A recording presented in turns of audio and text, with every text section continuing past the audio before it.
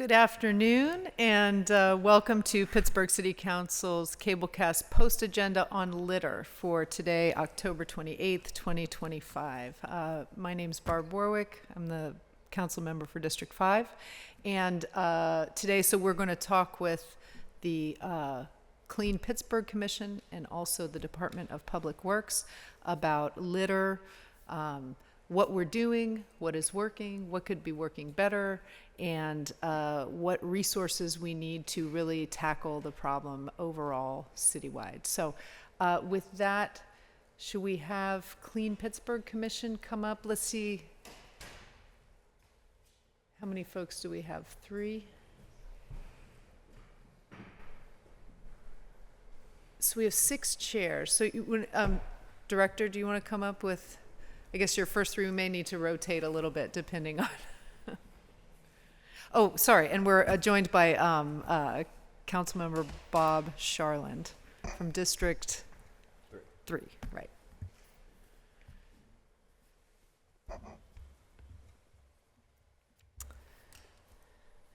Great, so we're going to kick it off with the Clean Pittsburgh Commission. Oh, do you want to share? We have a presentation. Yeah, are you connected to the Zoom? We submitted our slides. Will they pull? Yeah, they'll have to give you permission and share the screen. So we have printed everything. Okay. Give us a moment. Yep.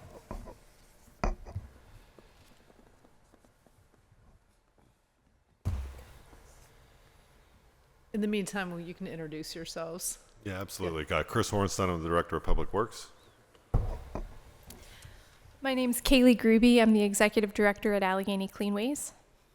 And I'm Erin Tobin. I'm the Assistant Director of Community Engagement at the Pittsburgh Parks Conservancy.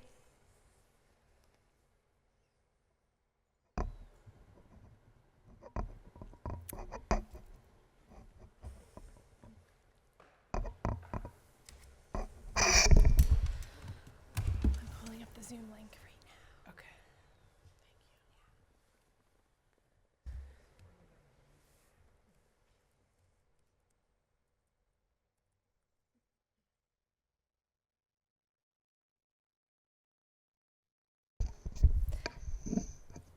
Okay, while we're pulling up the Zoom link and sharing screen, we want to Recording in progress. We want to give context for where this presentation came from, and we're here to represent recommendations from the Clean Pittsburgh Commission, as well as other nonprofit organizations and partners that do a lot of litter work around the city of Pittsburgh. And so this presentation that we're sharing comes from some planning and preparation and thought we put into this. Almost there.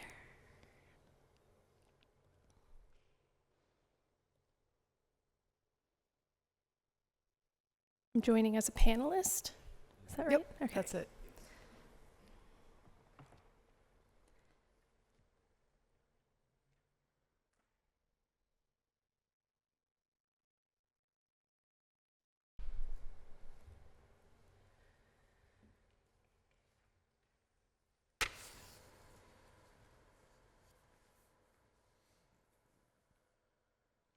You go. Okay. Thank you. Alrighty. So the Clean Pittsburgh Commission was established in 2005 through legislation at City Council. And the intention behind it was to create a leadership and oversight body to connect with community groups, individuals, city departments, and other nonprofits in the city to reduce litter and illegal dumping and promote recycling. Our vision and mission is to be a driving force to continuously improve the quality of life for everyone in Pittsburgh and inspire everyone here to clean up and safeguard the city of Pittsburgh as America's most livable city and to serve as a model for other cities. Our mission is to enhance the quality of life in the city of Pittsburgh through relentless public service and collaborative efforts with public, private, and nonprofit organizations and individuals to maintain clean and healthy environments throughout our neighborhoods and business districts. And the next slide here shows the list of our members.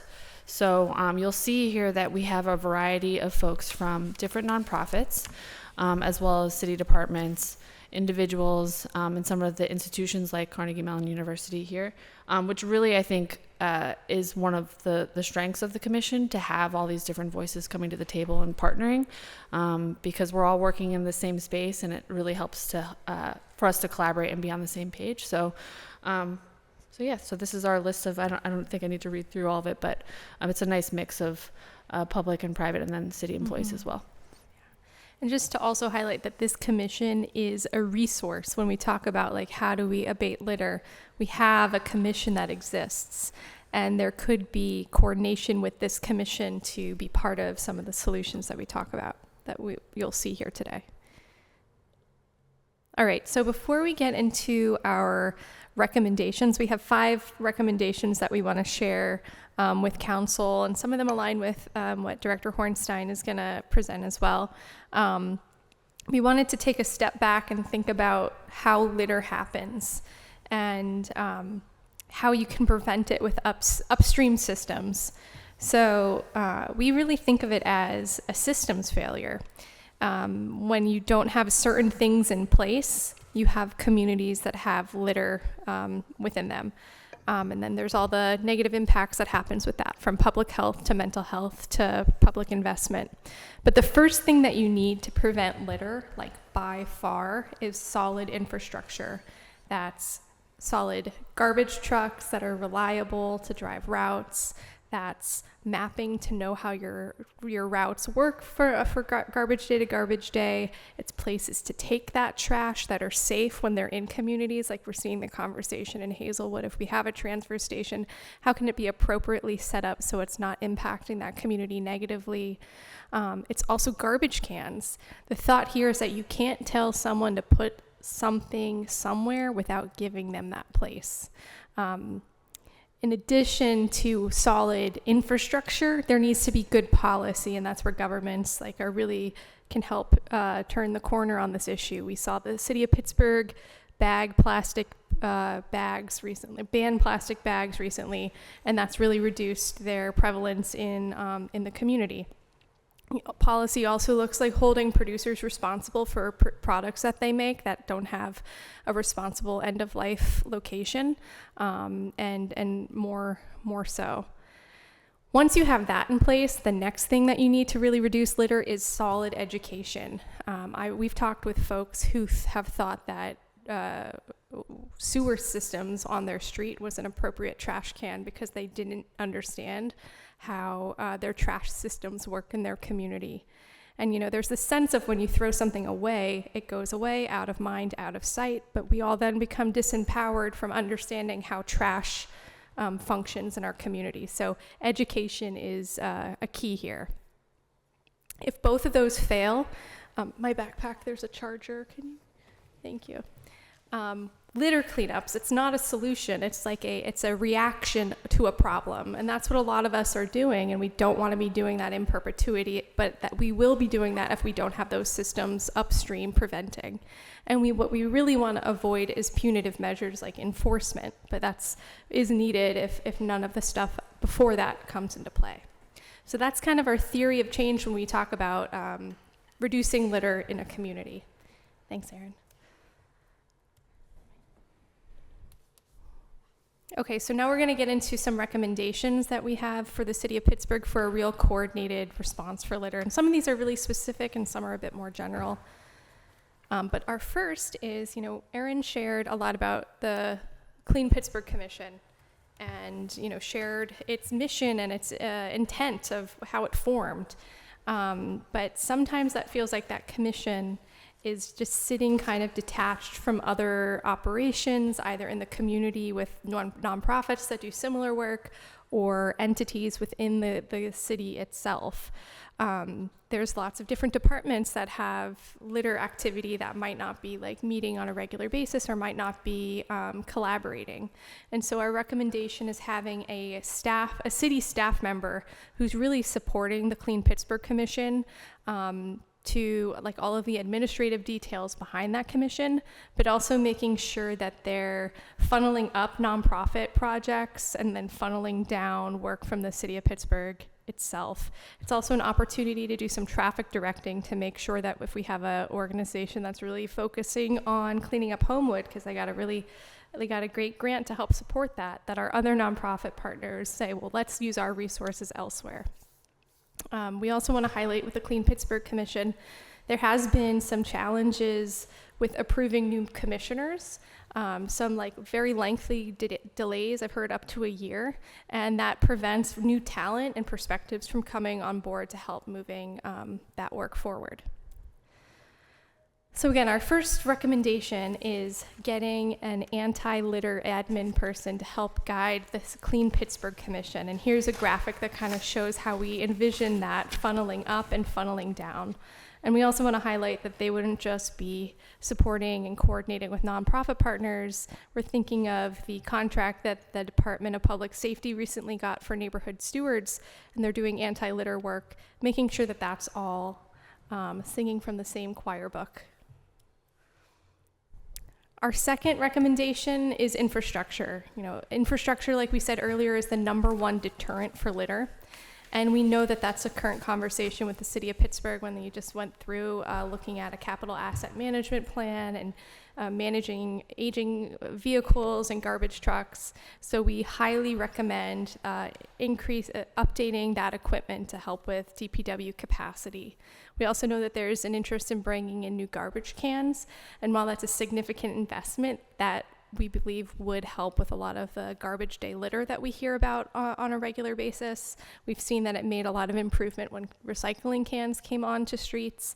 So providing citizens with a garbage can would help with the same. And also for infrastructure, it's holding people accountable to the systems that we have set up within that infrastructure. For one, it's a requirement that haulers are supposed to cover their load when they're driving down highways. It's ironic that on my way here to this meeting, I was driving on 28 on a mile that we just had maintained through the Sponsor Highway program, driving behind a hauler who had a full load uncovered with litter falling out of it. So if we have the infrastructure there with the garbage truck and the tarp there, it has to be used. And it was not a city of Pittsburgh garbage truck, it was a private hauler.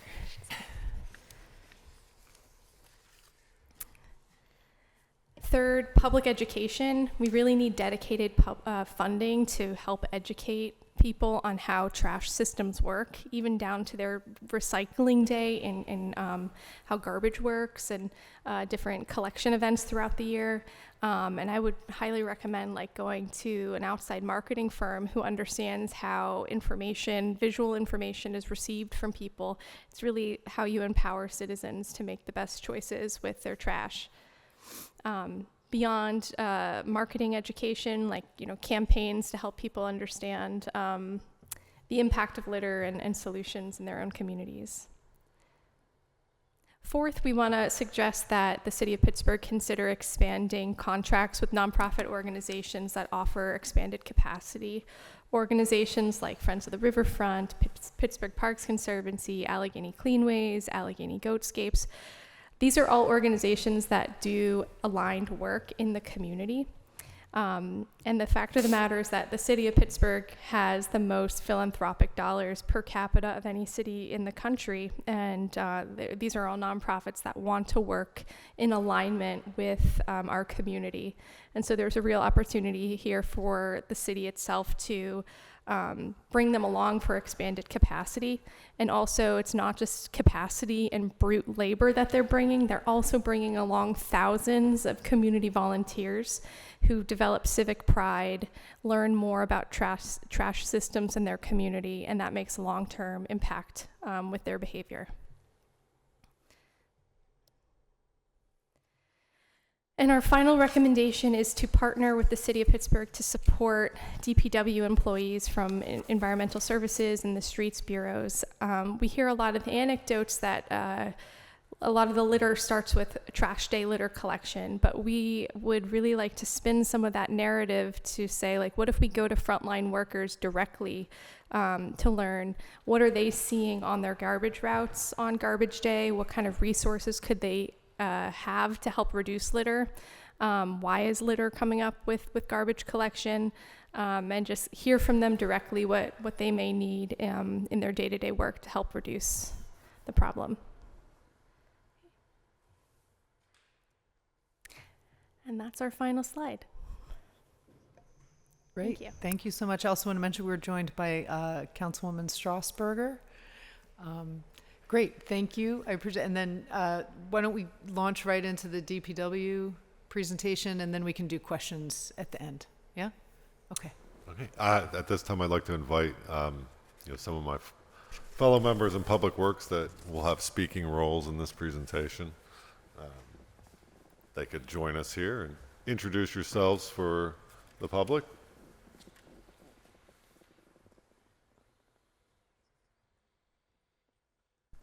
Let's see, do we have enough chairs?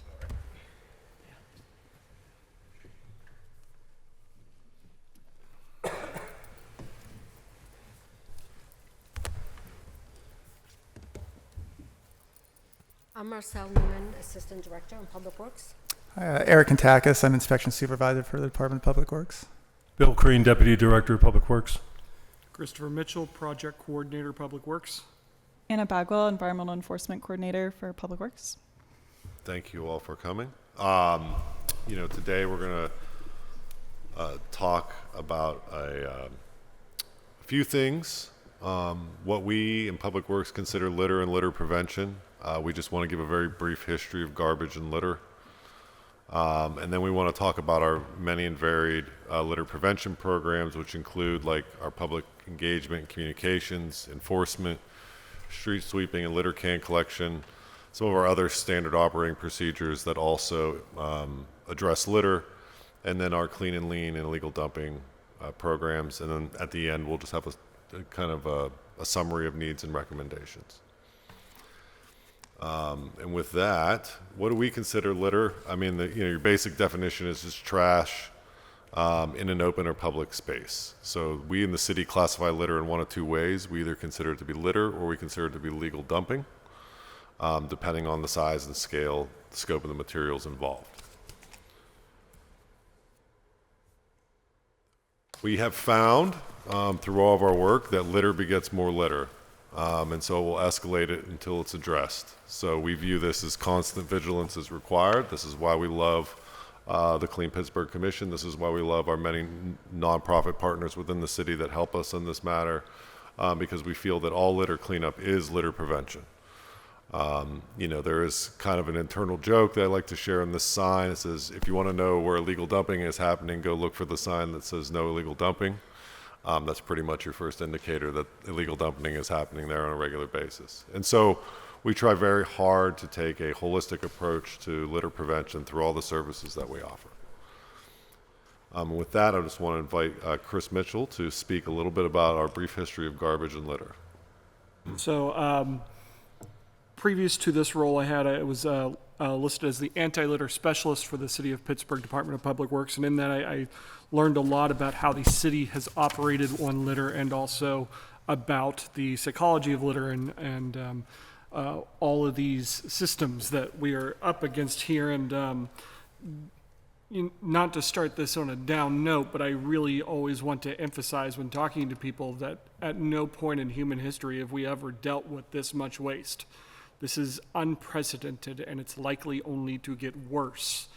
And we can't come into this thinking we can solve this to root. We can't. It is a global system of overconsumption, of late-stage capitalism, whatever you want to call it.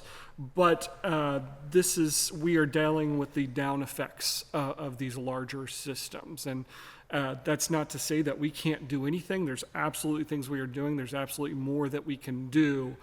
But we're not going to solve this locally. I hope I'm not bursting too many bubbles here.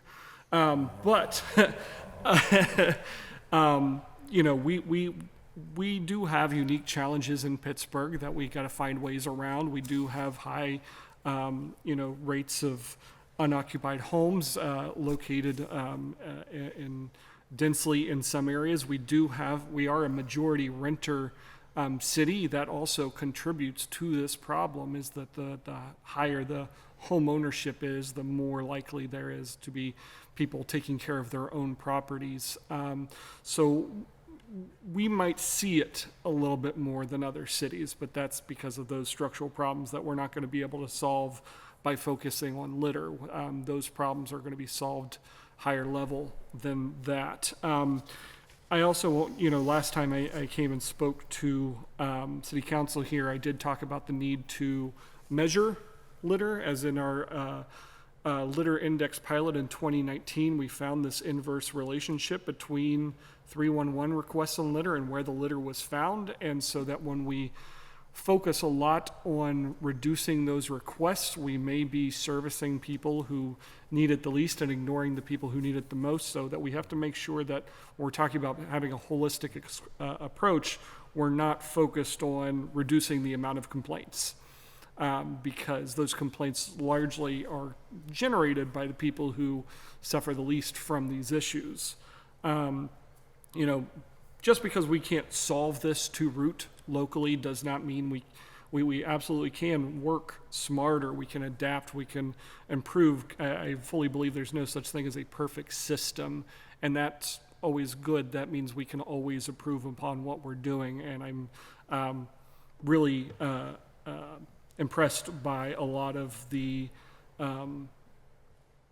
ideas put forward by today. So, thank you. Thank you. I now want to invite Marcel Newman and Anna to speak about our work in public engagement and communications. Right, so between myself and the enforcement office and our recycling office with help from Vanessa Reeves and Helena Procopio-Ross, we've hosted more than 30 outreach events this year between registered community organizations, just sending out big email blasts to every org that the mayor's office has provided us, offering our little spiel on all things recycling, all things litter, illegal dumping, 311s, what to do if you receive a letter from us, any questions people have. Also tabling at farmers markets, City in the Streets events, tabling at libraries on weekends, some more specific targeted programming at universities. We've done a lot of outreach at Pitt, had town halls for special interest groups like landlord town halls at the universities, what they need to provide their tenants. We know students are a transient population that are changing every year. How do you best educate your tenants as they're cycling in and out? We also went over our avenues for how do we hear about problems. We have the 311 system, people calling the environmental services office directly. We hear about issues from city council, from the street supervisors, and from environmental service foremen who are out there every day finding issues, trying to get to the root of the problem. We're also currently enhancing our volunteer application program. We host about 300 plus events each year. This map on the right shows the 277 events that we've hosted with the exact year. And those are reflective of people just going out and cleaning up their street after work. This also includes work from nonprofit partners who host regular cleanups like Tree Pittsburgh, Allegheny Cleanways, Friends of the Riverfront, Parks Conservancy. Even the park rangers use this to help coordinate pickup from Public Works. This application provides volunteers with free supplies, so free trash bags and gloves from Environmental Services. And then Public Works Street Side is informed of the location and date and pick up the collected materials afterwards. So you don't have to worry about throwing it into your own weekly trash.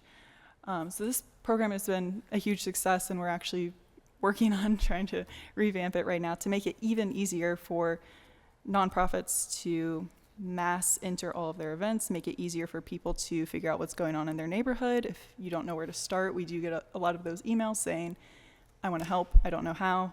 If we had a map of every possible thing going on near you of how to get involved, we think that would be helpful for engagement there. also wanted to bring up the city does provide, I mean, it's included in your taxes, but free household collection of trash and recycling biweekly.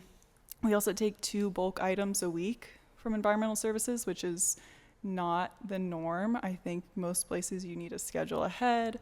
They'll take 4 a year and you need to call and arrange a pickup. So I think the 2 bulk items is pretty generous, and it keeps a couch from being tossed over the hillside.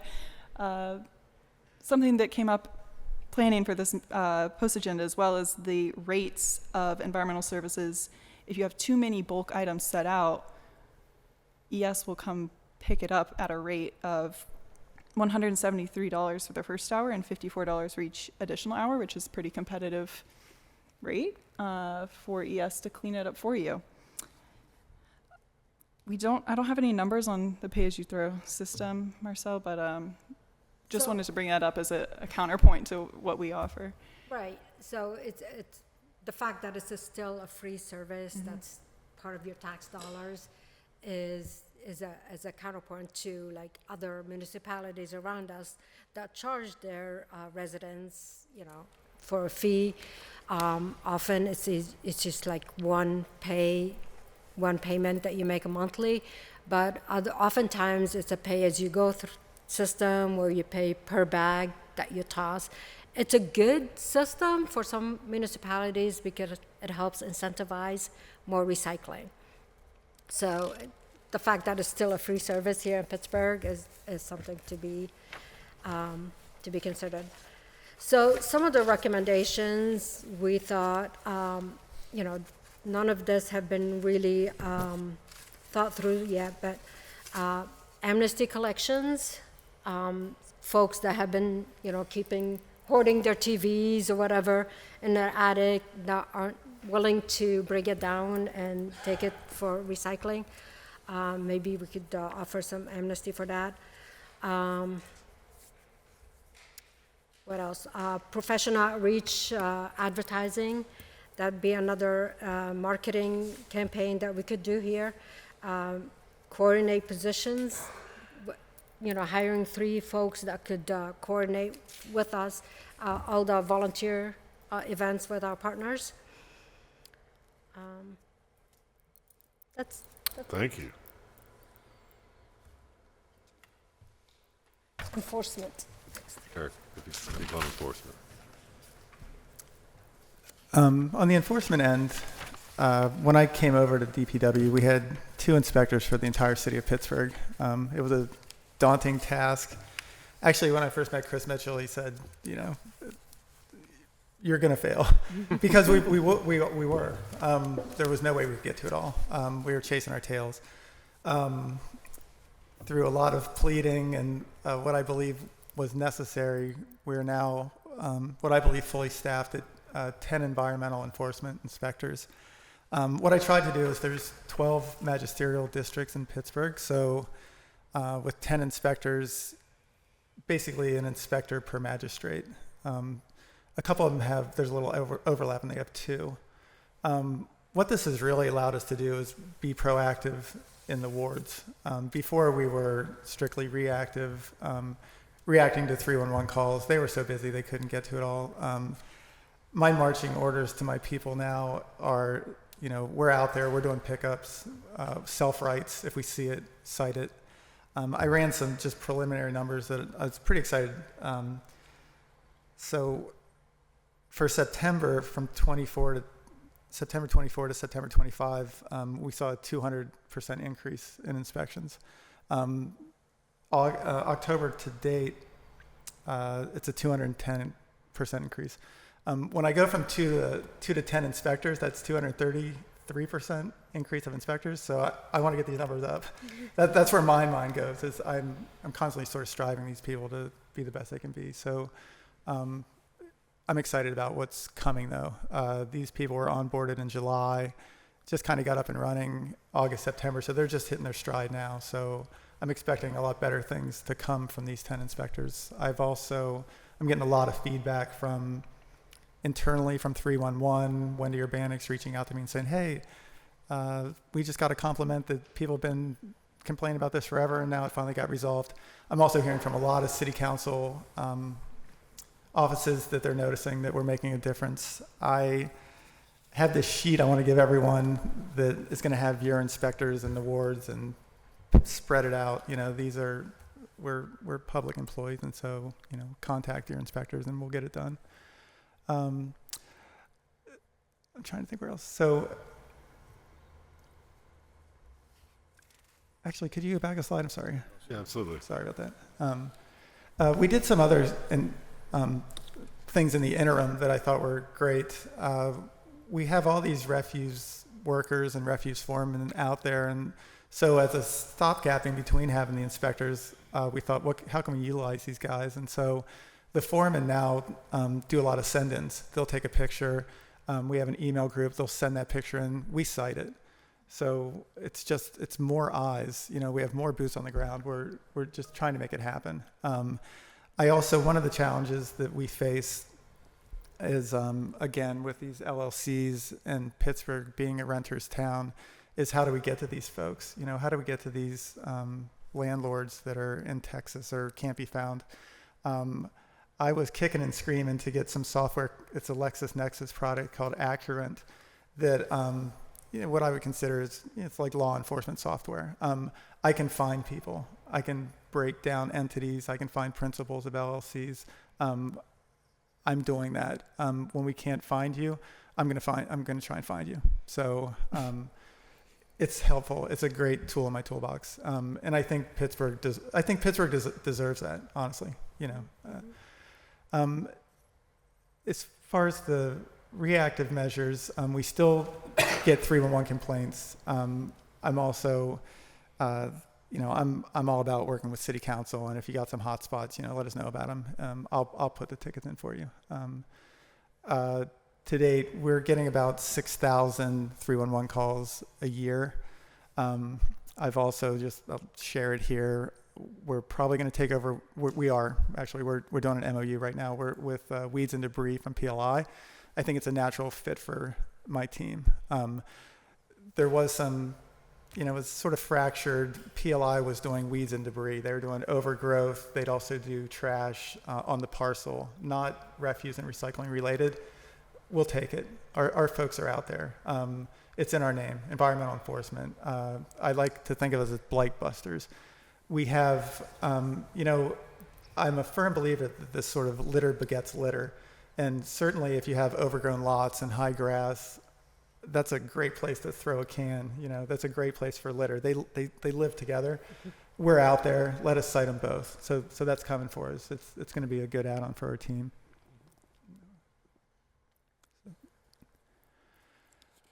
So these were some potential considerations. One of the things I noticed when I got to Pittsburgh, of course, I inherited this code. And so one of the glaring things, and I don't know where it came from, and I don't know how I feel about it, but, you can set your trash out 6 p.m. the night before collection in a bag. A raccoon can go through that bag. Possum can go through that bag. A cat can go through that bag. But that's in our city code, that's an acceptable means of transfer.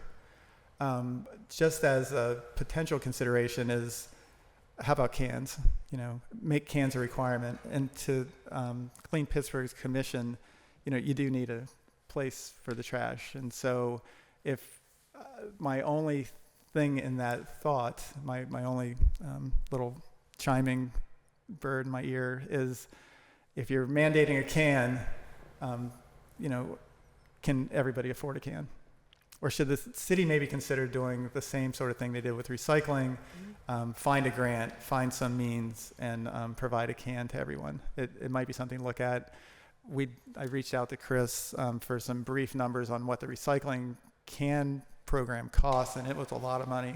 It's shocking to me because it's big dollar, a lot of zeros, but it was 3 to 5 million range. I think some of that was research, and so I don't know what that cost would look like, but it's something to consider. I thank you, Eric. I kind of confirmed that our recycling camp program was around 5 million. And our initial estimates, It would be 8 to 9 million to do a similar program for refuse, but it would also give us the capability of doing mechanical handling if we had a specific can, which would be significant for both reducing litter and reducing employee injury. Of course, like our current garbage fleet, we would need to be retooled to handle tipping, which is additional cost that we haven't yet estimated, but it is achievable if we start with the can. And then I think the other thing to note on the enforcement aspect, as we pivot to supporting quality of life ticketing, there is going to be a cost associated with automating that within our current computer systems of Computronics. So there are some changes that have to be made. PLI provided us this estimate about making that change to it. So it is about $185,000 a year to do that.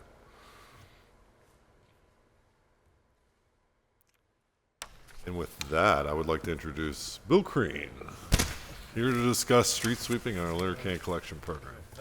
Thank you, Director. Street sweeping and litter can collection. You see on the slide the photo of the small refuse packer that we use to service neighborhoods, and the black strap cans, the Victor Stanley standard that we use on the streetscape.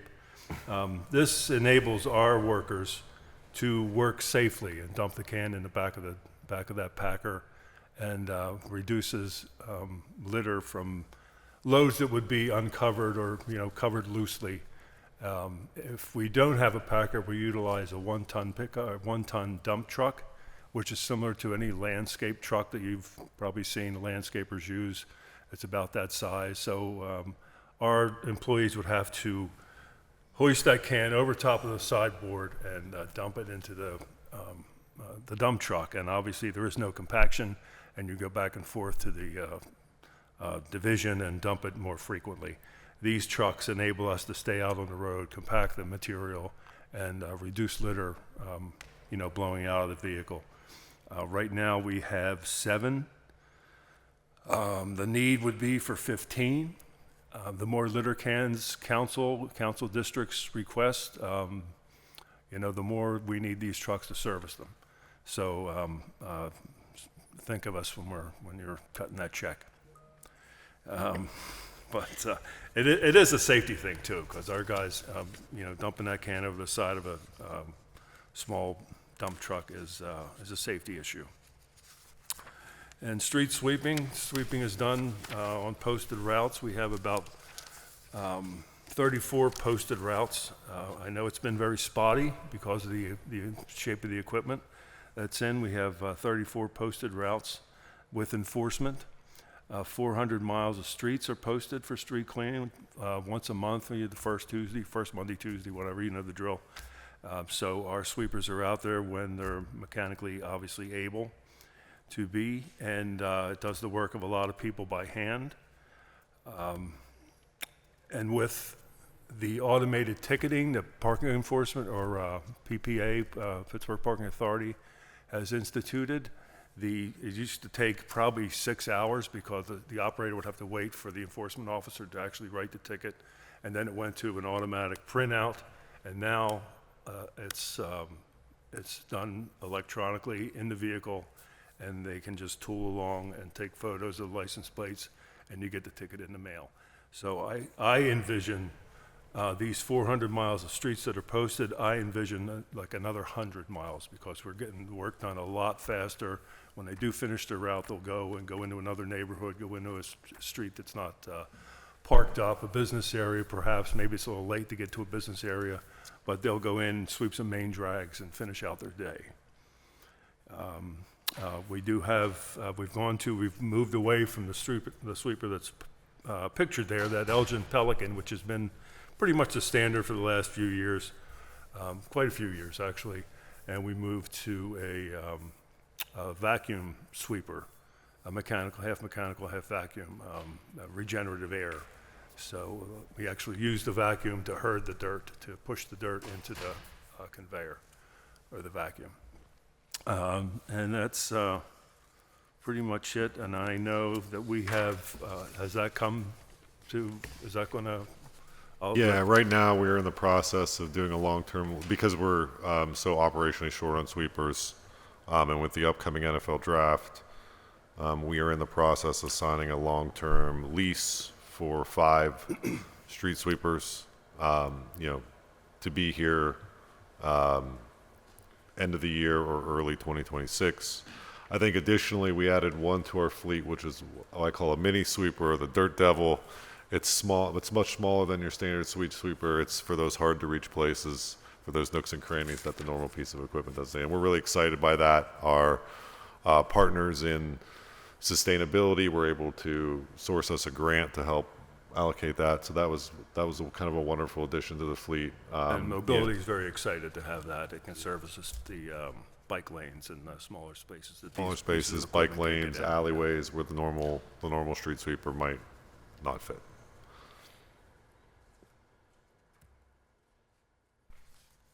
Some of our other standard operating procedures that we do. So litter picking happens during a variety of activities, and it's its own activity in some instances, depending on the need. But we do this work, litter picking, where quite easily as it says, where we give folks a stick and they pick.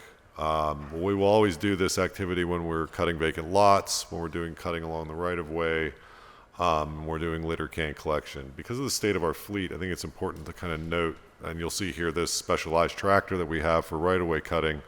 It's called a Tiger. It has a reciprocating arm and allows it to go up and down vertical, reach steep slopes from the right-of-way.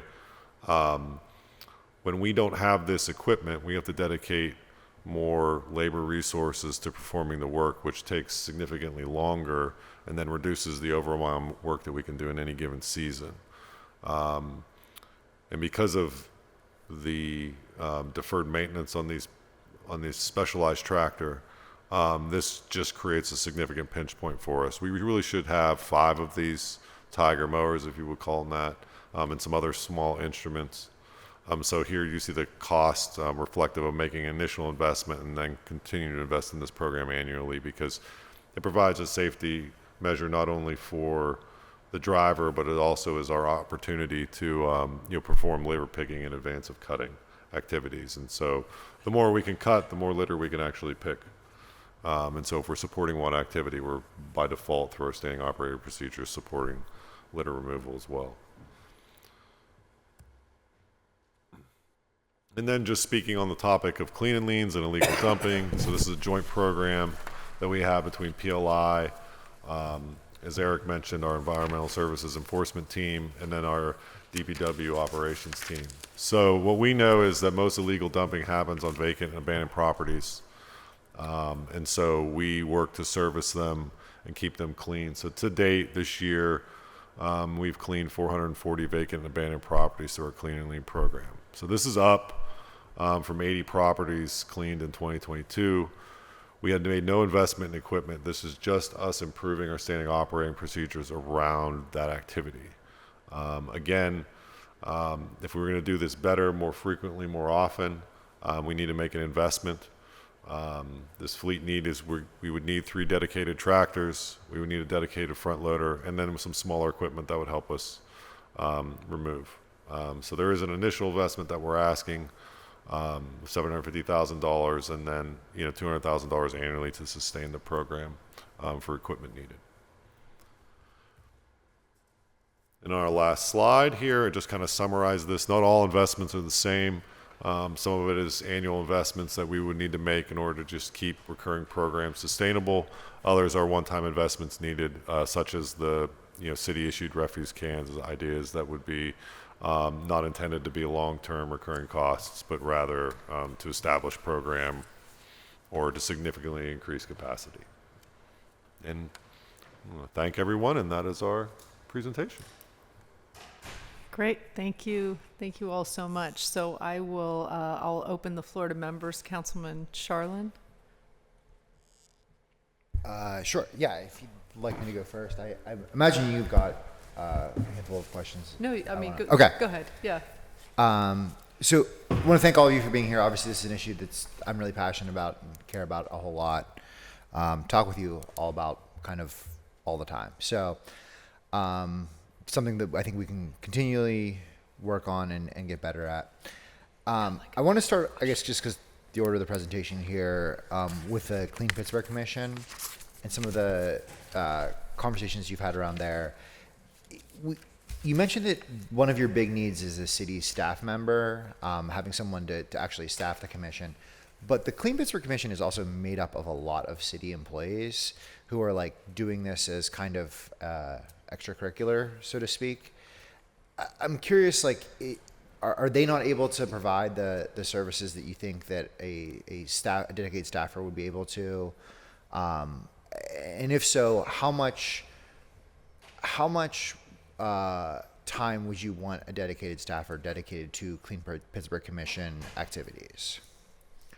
I would say that those City of Pittsburgh staff members have their own workload. That Yeah, they're curriculars, not the extracurriculars. Yeah. And we haven't put like a job description together around what we think this would be, or how. So actually, I think we do have a job description that was put together by some of the commission members in the last couple of years. Actually, I think Alicia had a hand in that. I would imagine. Not surprisingly. And I think, to Kaylee's point, all of the city staff and all of the staff that are on there we all have a full plate. Yeah. If not an overflowing plate. And part of what I think would be really helpful is having a person who, whether it's 50% of their job or whatever the percentage is, like we need somebody to coordinate the rest of us. We are all there and want to be there and are working on all these things and trying to work together. But the biggest gap that I see is the lack of coordination and the lack of liaisoning between the different city departments that are working in these spaces and all the different nonprofits. I think there's a missed opportunity to empower individual community organizations that are, trying to do these litter pickups, for example, because there's just a lack of capacity for somebody whose job that is. We all do it in little ways in the spaces that we're working in, whether that's the Friends of the Riverfront working with their volunteers, in those green spaces, or me in the parks. But it's very disjointed and fragmented. And if we had somebody who was keeping track of all of that, we could decrease kind of the redundancy. Like there's a lot of overlap that could be happening, and there's also a lot of redundancy that's happening. So I think having an individual that could help kind of keep track of everything and then kind of delegate would be really impactful in the work that the commission is trying to do. So I know in the past the Clean Pittsburgh Commission has asked for more city funding or any city funding. You think that it would be better for us to fund hours of a salary of a dedicated staff member than it would be for us to to fund the organization?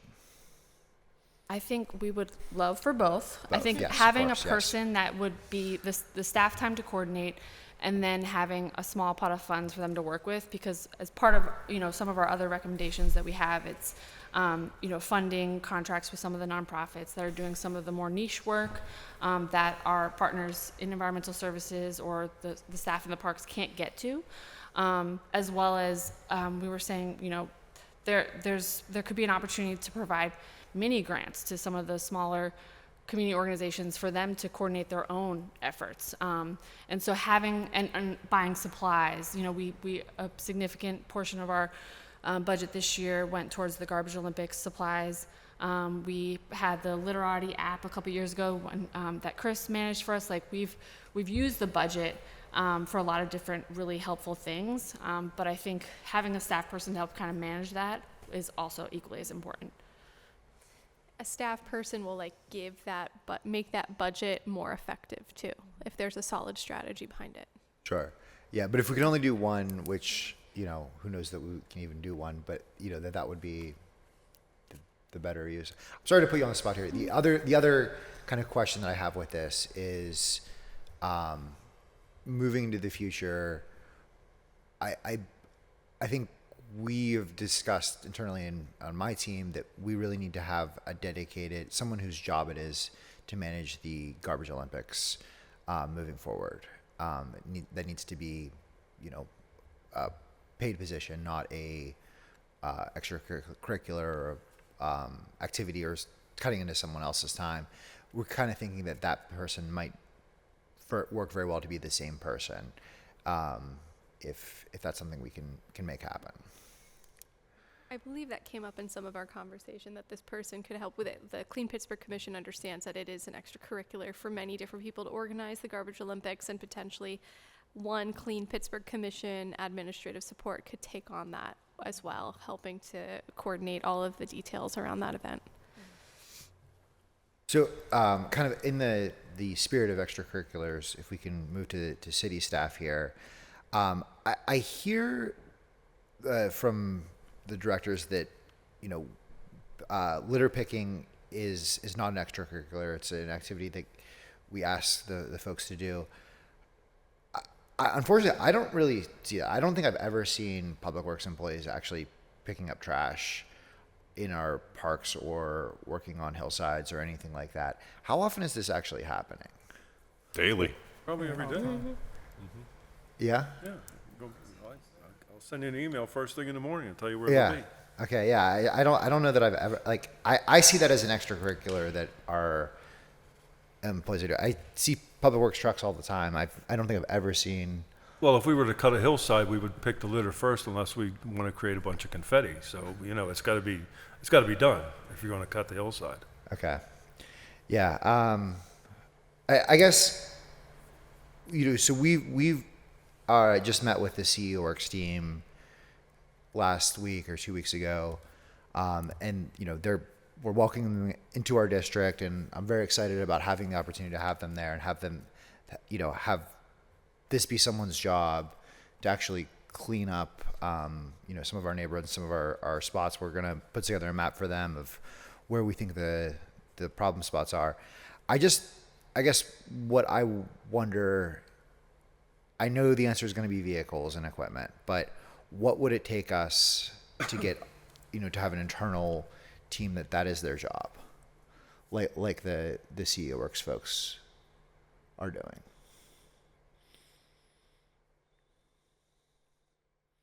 It would just take delegation and putting the team together.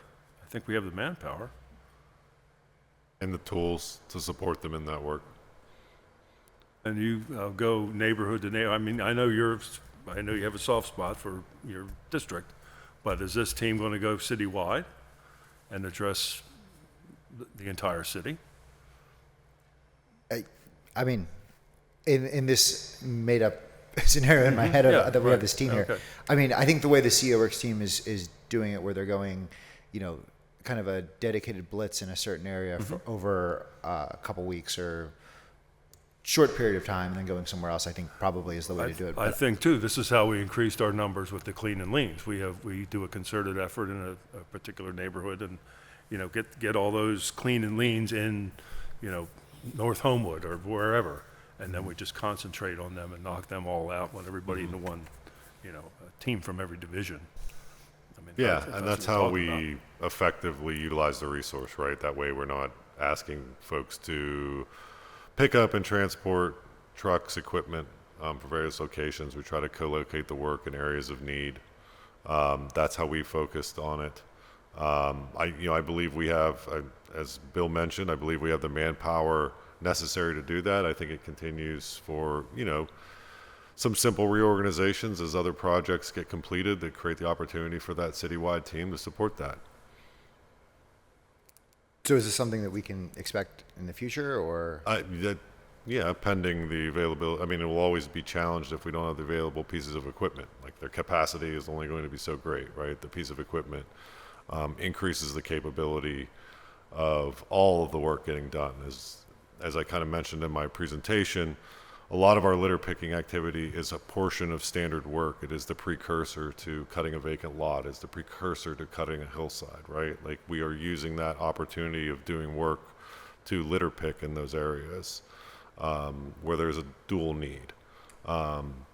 Therefore, having increased equipment reduces manpower to perform the work, and therefore more will get picked and accomplished because cutting will be more frequent, more varied locations, and that is the how we create stability in our system of work.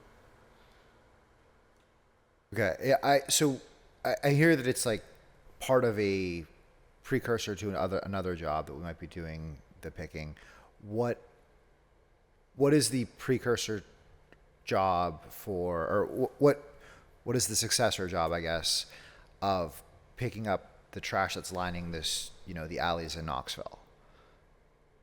The street cleaning, it would be. We don't street clean the alleys, though.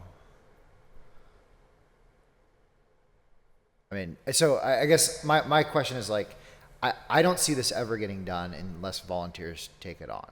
And it shouldn't be a volunteer activity. Well, yeah, and let's look at that example. Is that alley where residents place garbage? Sure.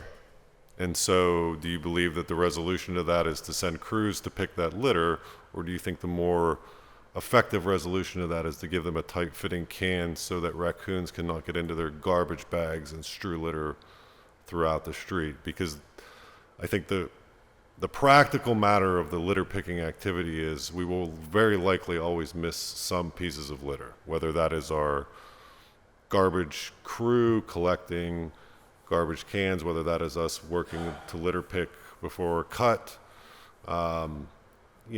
Inevitably,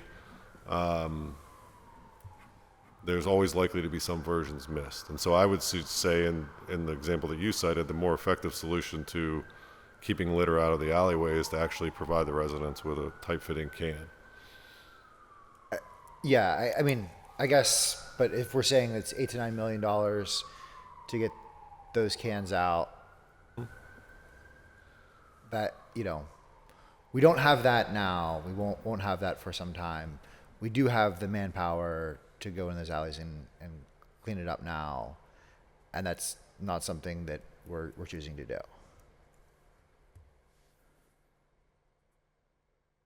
Well, I think we lack the equipment. I think our safety needs on right-of-way cutting to keep right-of-way visible. We're addressing the safety needs as they come up in the manner that we have to. And so that forgoes us from doing litter cleaning in alleyways unless we deem it absolutely necessary or it's part of a vacant lot or abandoned property cleanup. So, okay, yeah. I guess I just don't want to accept that, like, this is just the way it has to be. All right. Thank you, Madam Chair. Thank you, Councilwoman. Thank you, Madam Chair. Thank you all for being here today. And I want to just thank you for your dedication to this issue, which is, it never like reaches the top 3 of what any one city or, states as its priority, right? But it is so important because it is so connected to other metrics that demonstrate the health of a city. How we take care of one another, how the city is taking care of our neighbors, and how like vibrant our business districts are, and how all those different things that demonstrate that we are a thriving city. Litter can be a symptom of some larger issue, as we've gotten into a little bit. So vastly important. I appreciate all the work that you do on this, everybody here. And to pick up on that sort of idea of having a dedicated proactive crew, and admittedly, this is something that I've heard both from Councilperson Charlin and Councilperson Warwick on, when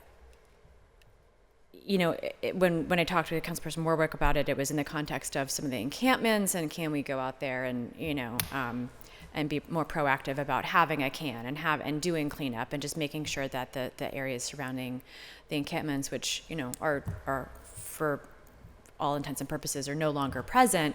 But it did get me thinking about, and we had this conversation briefly in the hallway. I'd love to dig into that kind of conversation a little bit more of what are the barriers to, like, I'm thinking about it as maybe a little bit broader than this last conversation, not just hillside cleanups, not just litter picking, not just alleyway cleanup, not just, a pickup before a clean and lean or a cutting of tall weeds, but also like the hosing down of our litter cans, our public cans in business districts, the, scraping off of the gum on the side of the can, like just making our business districts also look as best as they can, regardless of the city or the part of the city that you're in.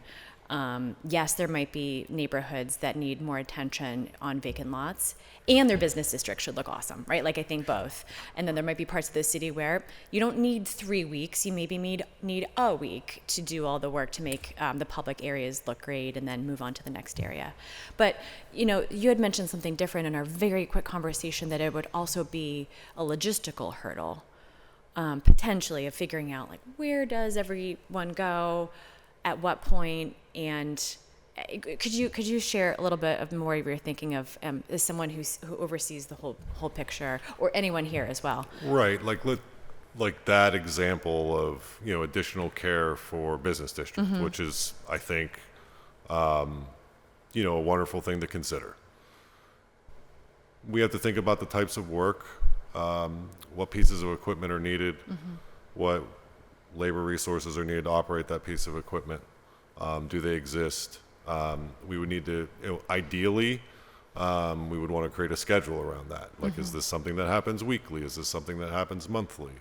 And then, how do we manage that intake? And so it does create some logistical challenges in terms of standing up. You would want to be equitable. You would want to provide that for all business districts, correct?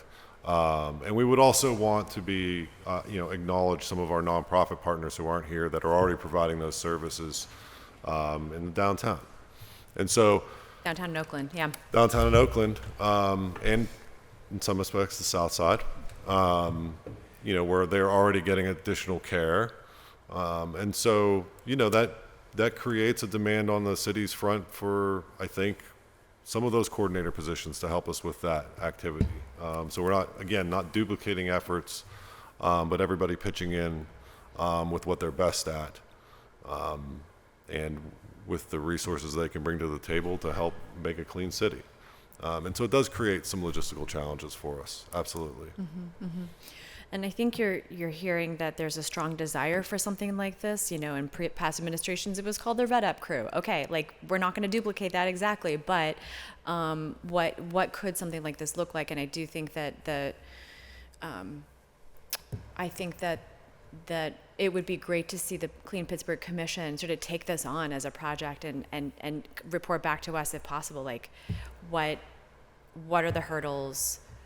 There's so many hurdles. What are they, and how can we just bulldoze through them as much as possible? Work together in partnership with our nonprofit partners, in partnership with other entities as necessary. In some cases, it might be PennDOT, right, that we're working with. So, because the NFL draft can be a catalyst for so many great things that will actually follow the draft, right? And I think this could be one that it doesn't need to end here. Let's just operationalize this. Yeah, I love that. Let's keep it going. Absolutely. Yeah.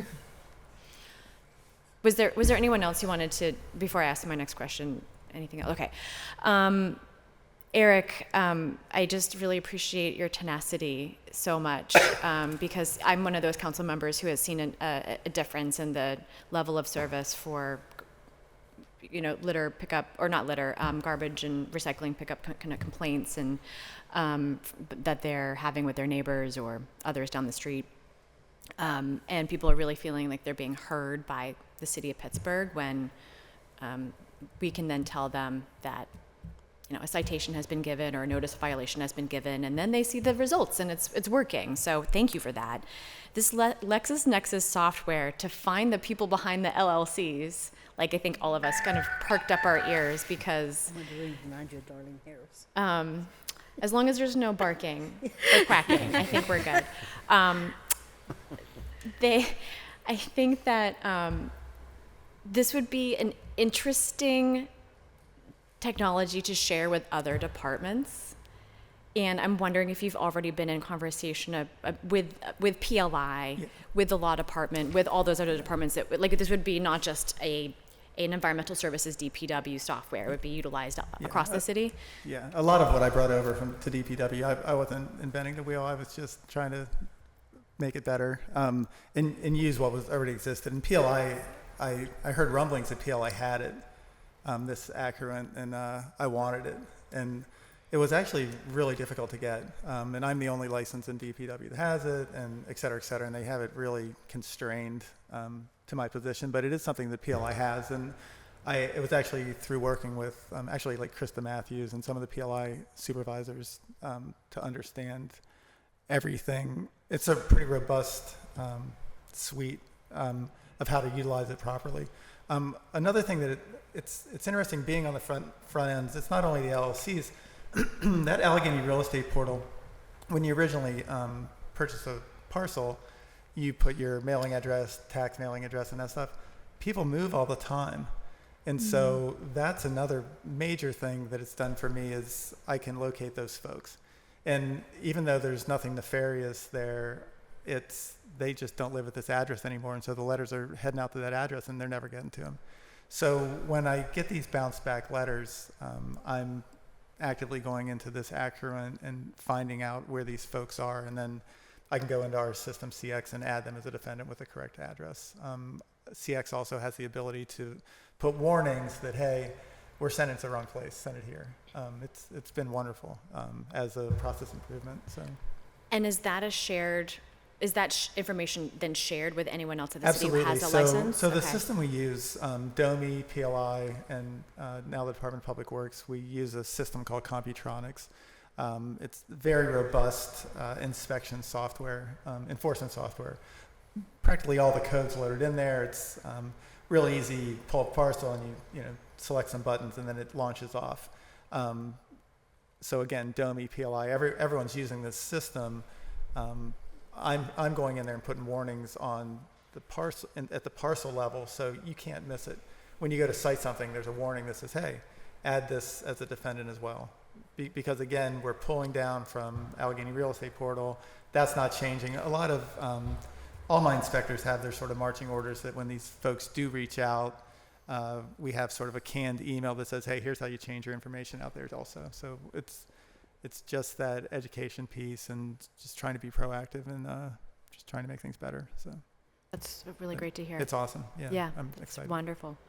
And I think it's good for council members to know that you are able to, that there are multiple people in the city that have that ability. And so that as we are struggling in our own efforts to, identify a problem property owner who, just is like a problem over and over and over again, that we can go to you or others at the city. Yeah, I welcome the relationship. I think we're all partners here. And in fact, at Bob Charlin's office, Joyce Pagan is the person that I talk to like a lot, and arguably one of my favorite people in the city too. And it's I'm setting up a call with her because I want her to see. I actually want to do a Teams and let her see what we see, because it's interesting, and I want you to, we have the ability to see every violation ever written on a parcel. So you start seeing these frequent flyers, and how do we speak to those? So there's a lot there. I'm happy to share. I'd love for you guys to see what we're working with too. So. Mm-hmm, mm-hmm. And are you finding that if it gets to the point where it's at a magisterial district court, that you're finding that they're willing to take action at that level? It's such a mixed bag of nuts. I tell this story all the time too. It's the one I like consistency, and I like approach. I'm a systems oriented person, and that's the one thing that kind of it gets me is the magistrates. We have, I'm not going to mention them by name, but I got a guy on the West End that $500. If we've made it there and we've given you all these chances, he does not play. But then I have other magistrates that will not. They're $25. They don't want to hurt their constituents.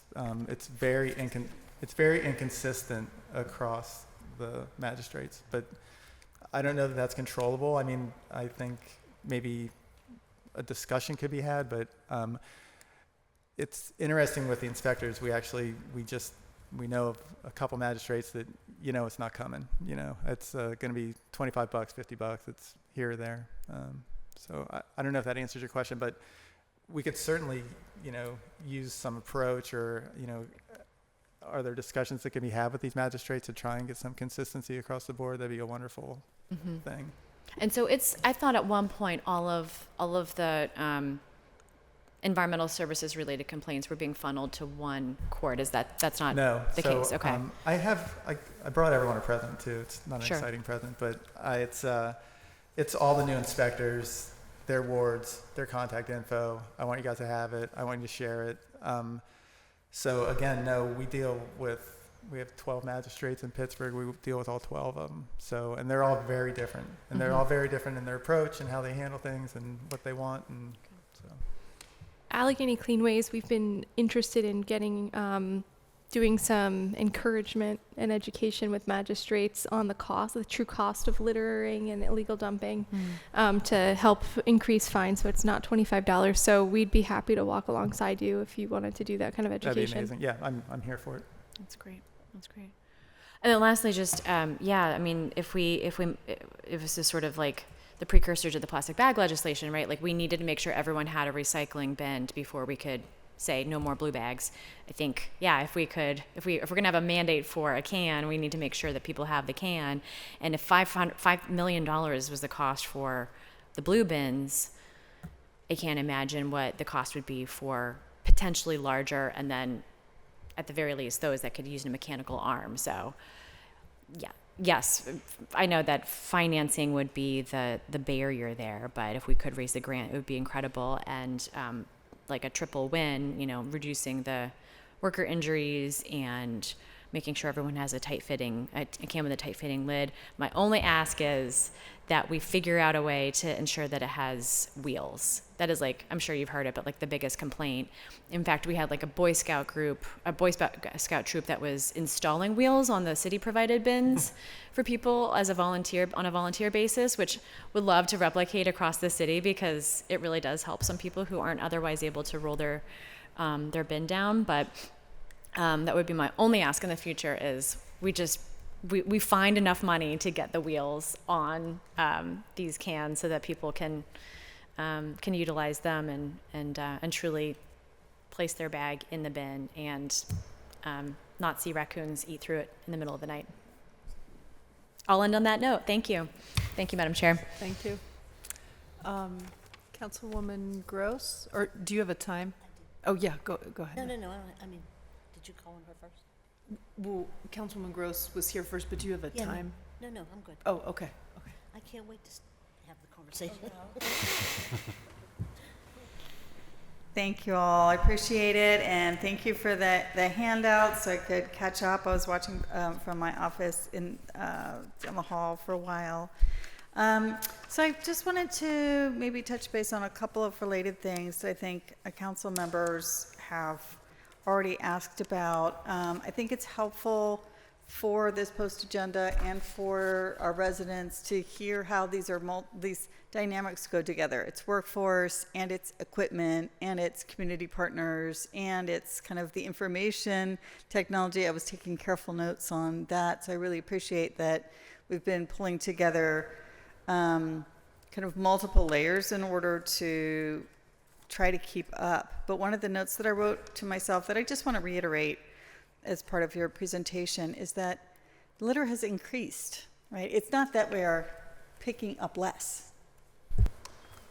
So I just wanted to acknowledge that, right? That is part of what there's more people out there, city residents are generating more litter. And I'm sorry that that's true, right? And but it isn't that our workforce is picking up less. I think that's what I'm hearing. Is that what you're trying to tell us? I'm just saying.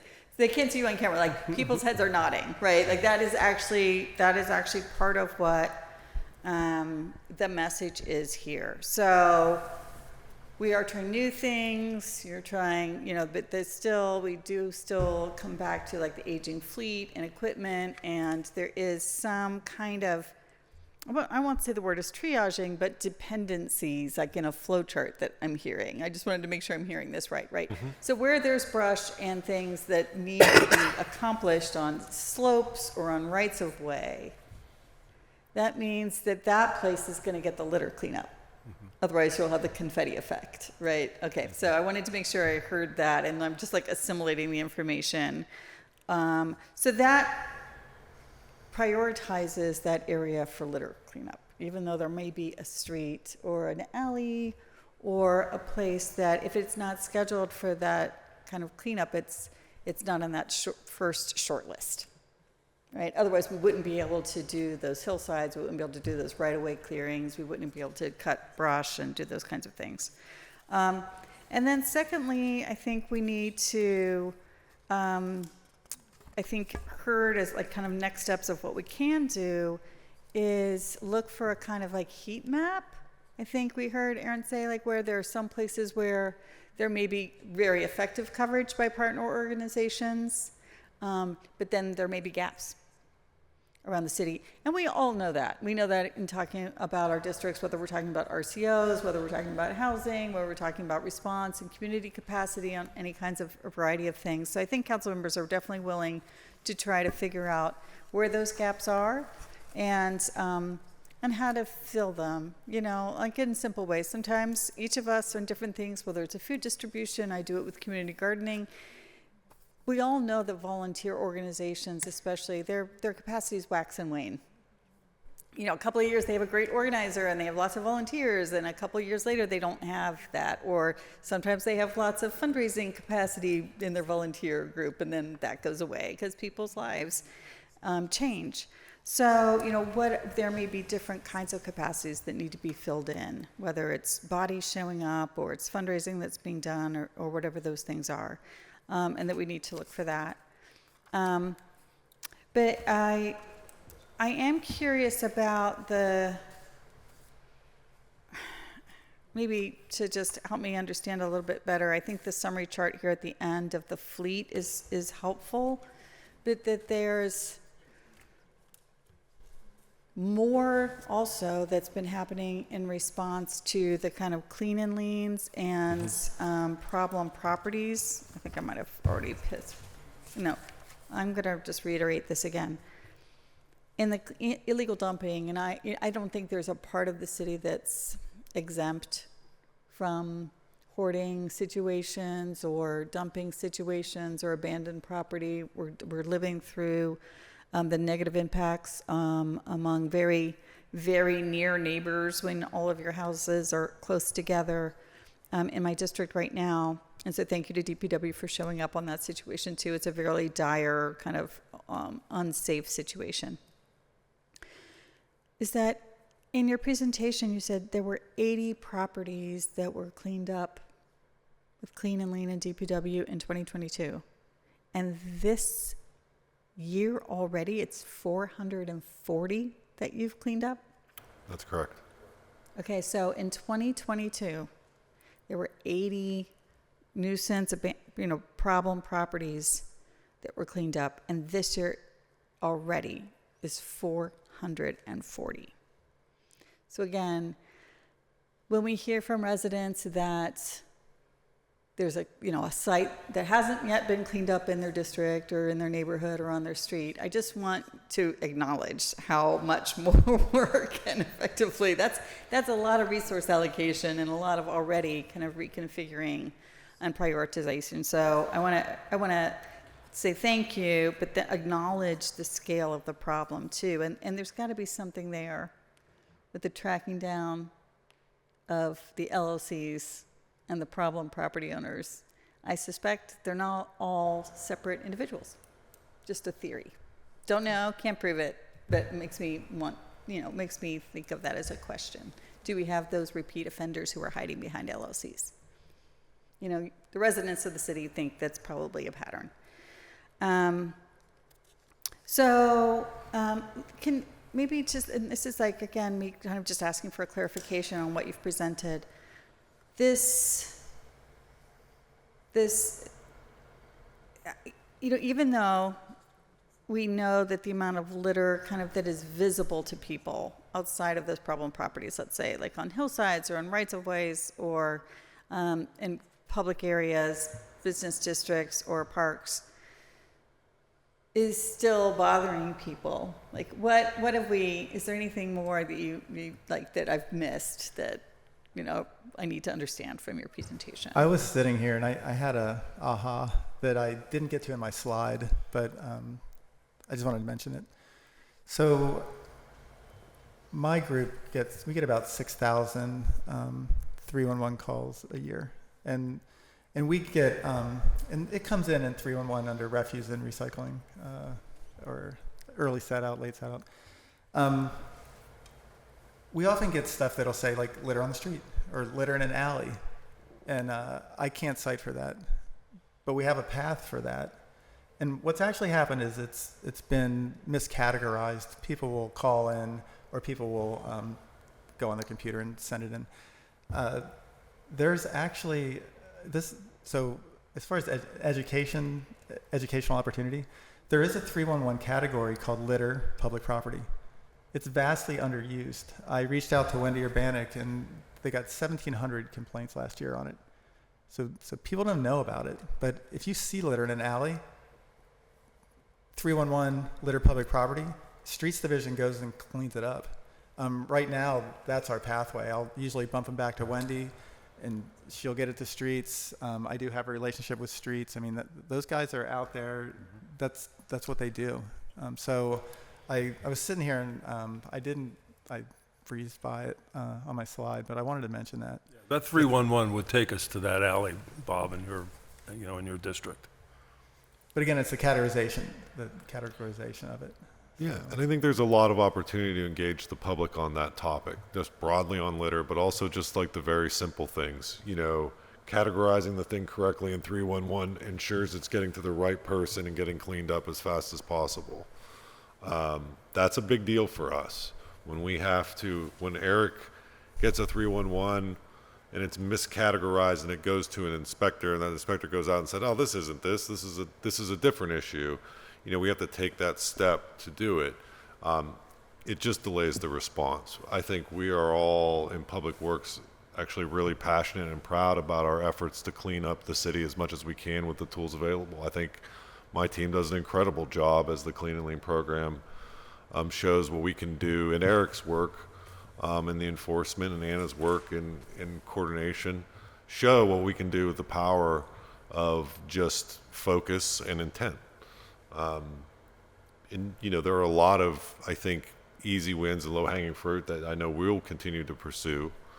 But at some point in time, I still believe that just looking at the workflows as we've mapped them currently, the lack of equipment and vehicles it becomes a resource challenge that we can't overcome with just people and mind alone.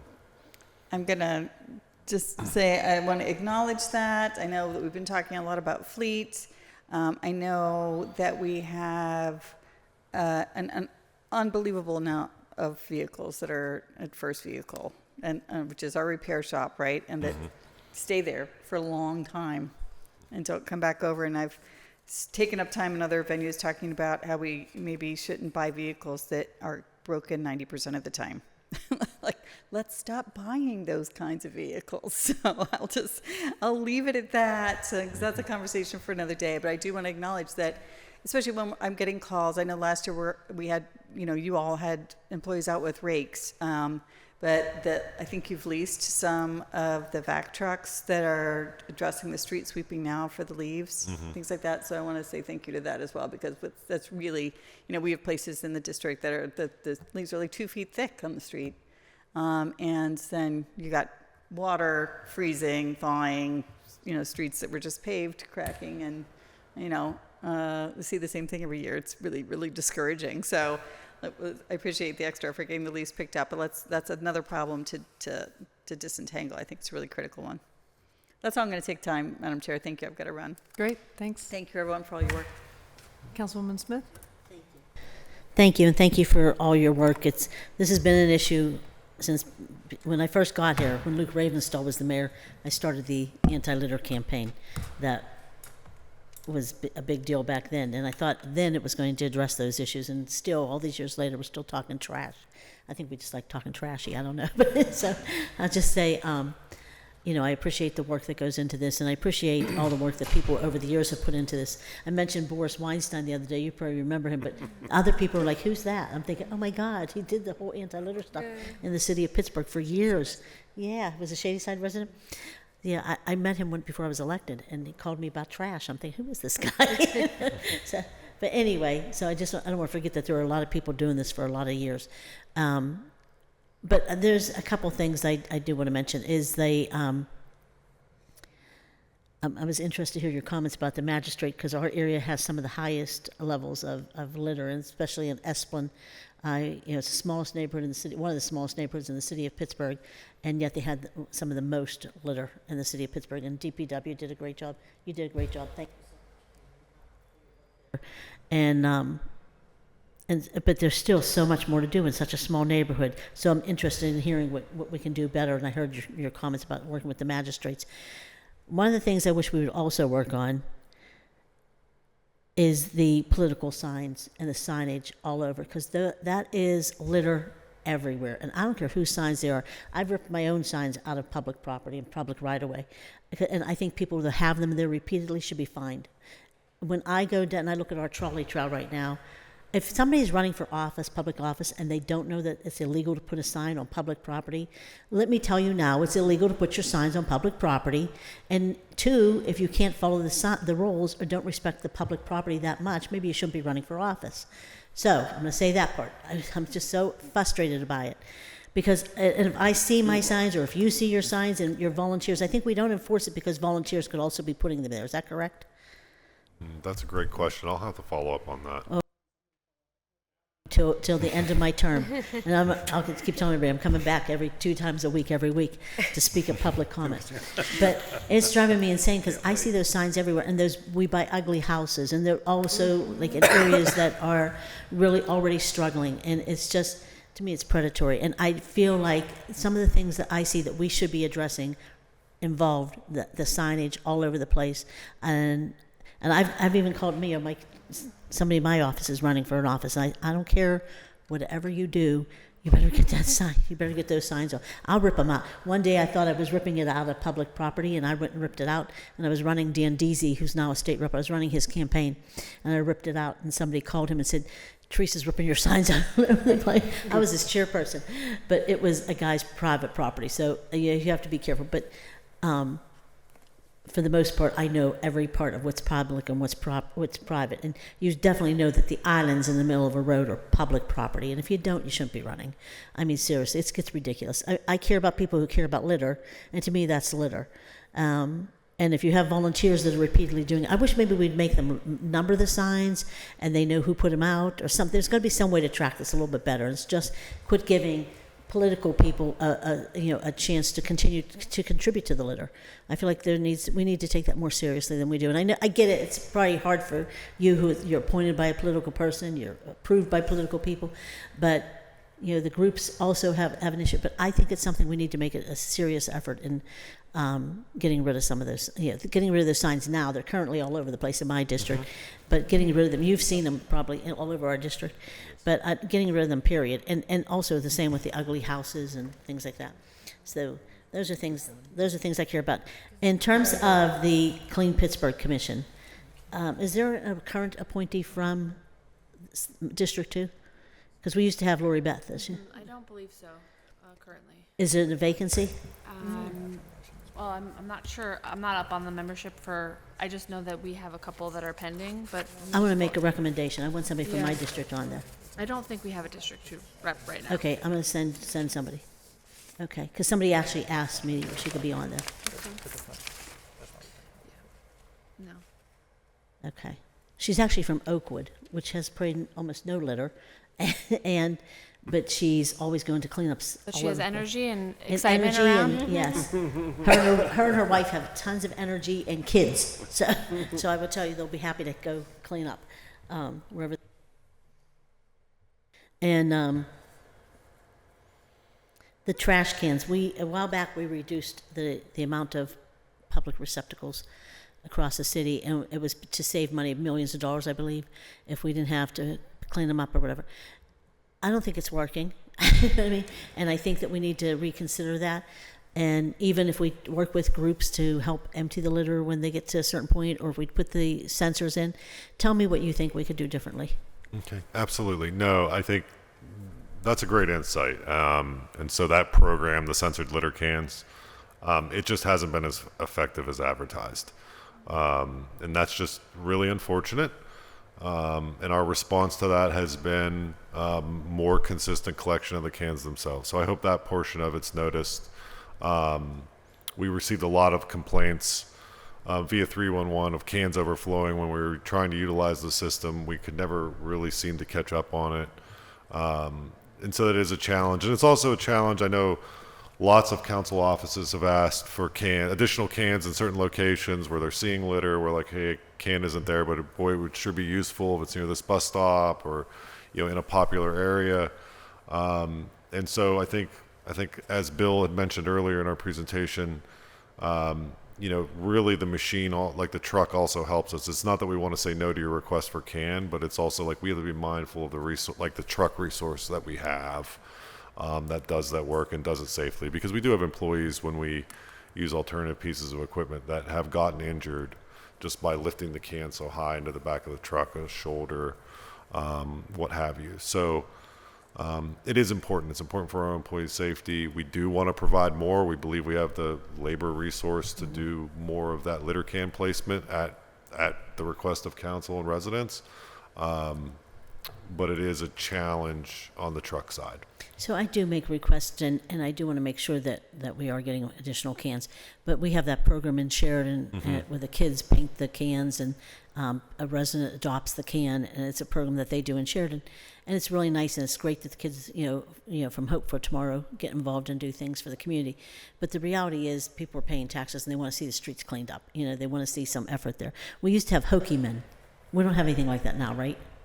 Where somebody goes behind a garbage truck and they clean it up. No, man. No. And They used to clean up push the a can around the neighborhood Yeah. and sweep Yeah, up the and gutter, clean like it the up. PDP, Yeah. like what you see the PDP doing Yeah. downtown. Yes, no, we Yeah. do not have a. Times have changed. My husband said he remembered when he used to go meet his father, who worked for DPW. I shouldn't even tell this story publicly, but I'm going to say it since I went down that road. Go for it. Anyway, he would go in to see his dad and to get his check or whatever off his dad, and he would go in for his mom, and he would go in, and inside would be the hokey man inside the bar in his uniform, the hokey man, the mailman, the police officer with the dog, everybody in their uniform sitting at the bar What's drinking in wrong the with middle of the day. So times have changed. I hope.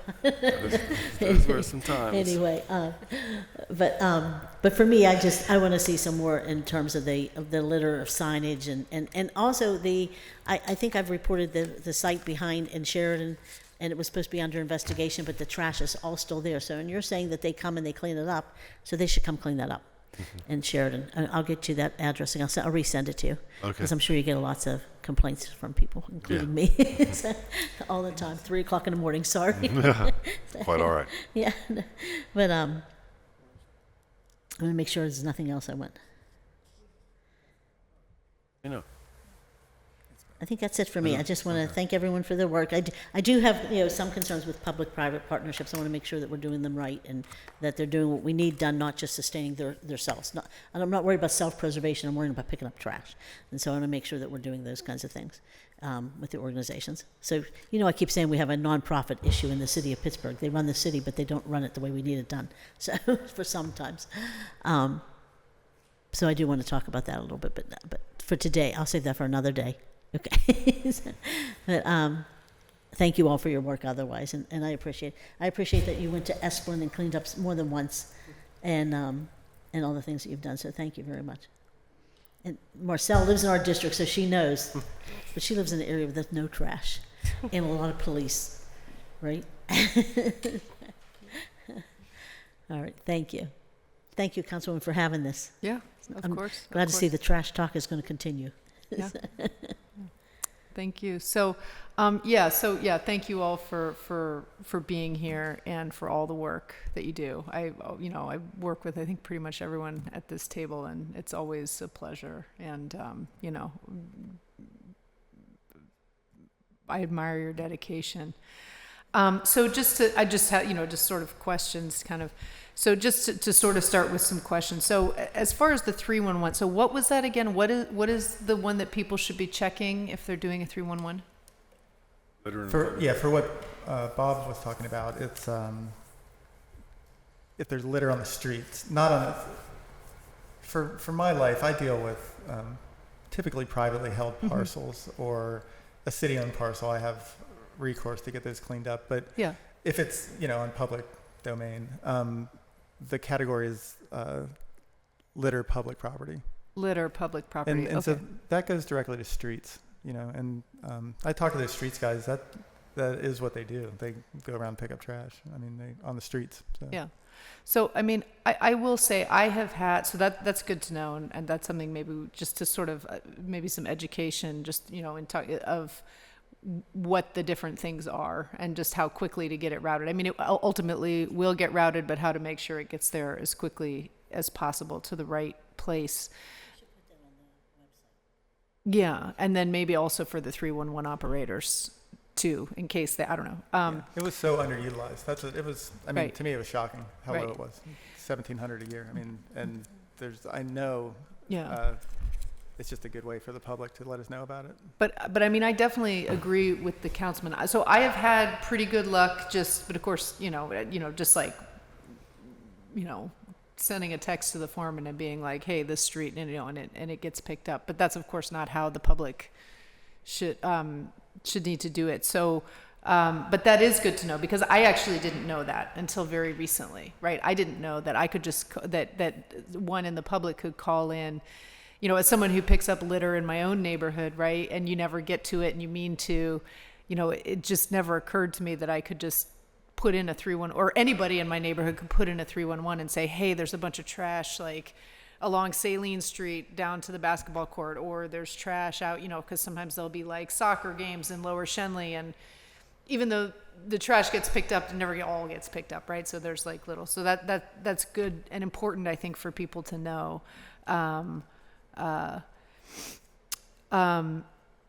did want to ask about the coordination between enforcement and clean and lean. So we just had this today, right? I think I emailed. So if someone calls in, say like an illegal dumping, right? Like just someone's dumped a couch or so, or whether it's the property owner who's dumping on their own property or someone else.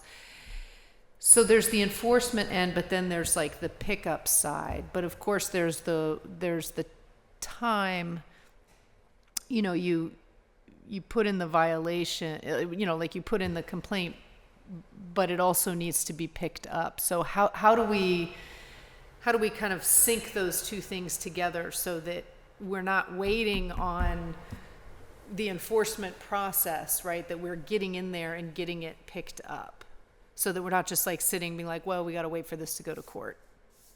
Yeah. Well, the clean and lean process is, again, it's in this system we use called Computronics.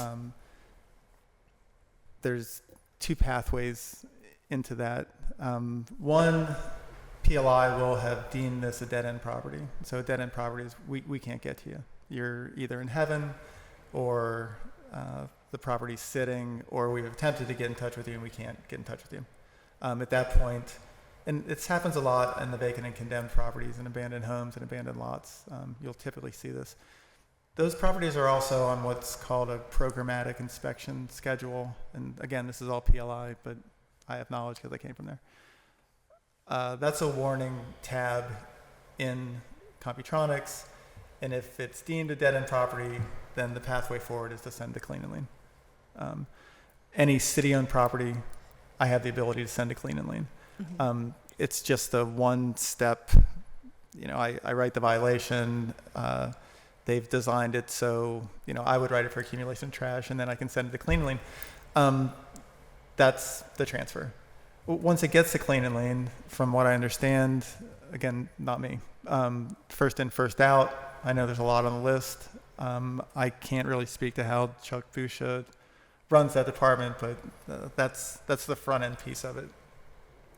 So I don't know. Well, is your question more, why does enforcement, how fast will enforcement get there, and then how fast will it get cleaned up? But Right, so it's like that, because I mean, the enforcement is great, of course, we want to do that, but for the residents, it's about getting it cleaned up. Yeah, I mean, know. that So is the priority. if I act on cleaning it up before enforcement gets there, there's nothing for them to see. Right. So we want enforcement to act quickly, and then we can clean it up just right after the citation is made or it's been observed. Is that what you're asking? Well, so, see, that's the thing where I was a little confused, because my understanding was that the first communication to the property owner is not actually a citation, it's a, hey, you've got, right, like we've gotten a complaint. Well, for the clean and lean, we Yeah. don't know an owner. That's the clean and lean is for vacant and like abandoned Yeah, I don't properties. think you wanted to discuss clean and leans, right? You're just saying Well, dump no, it. I'm just saying whether it's a vacant property, whether it's whether it's a property that someone's living at or not, like how are we coordinating that so that we're not saying to the to the neighbors, like, we gotta wait until it goes to the magistrate, because that for me is not like, whether it's a vacant or Agreed. abandoned property or not.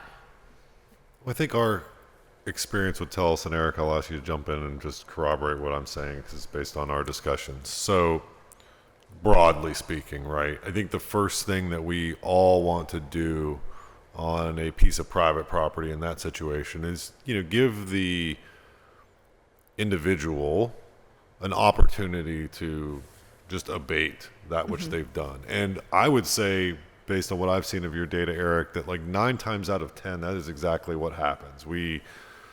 This has come to the enforcement team, they engage in some way, whether it's a warning, citation, whatever, and the private property owner is like, I didn't even know I was doing something wrong. And they work to address it, and that happens. Now, in the other 10% of cases, it does become points of concern for safety of staff to go through proper legal protocol for us to do that work.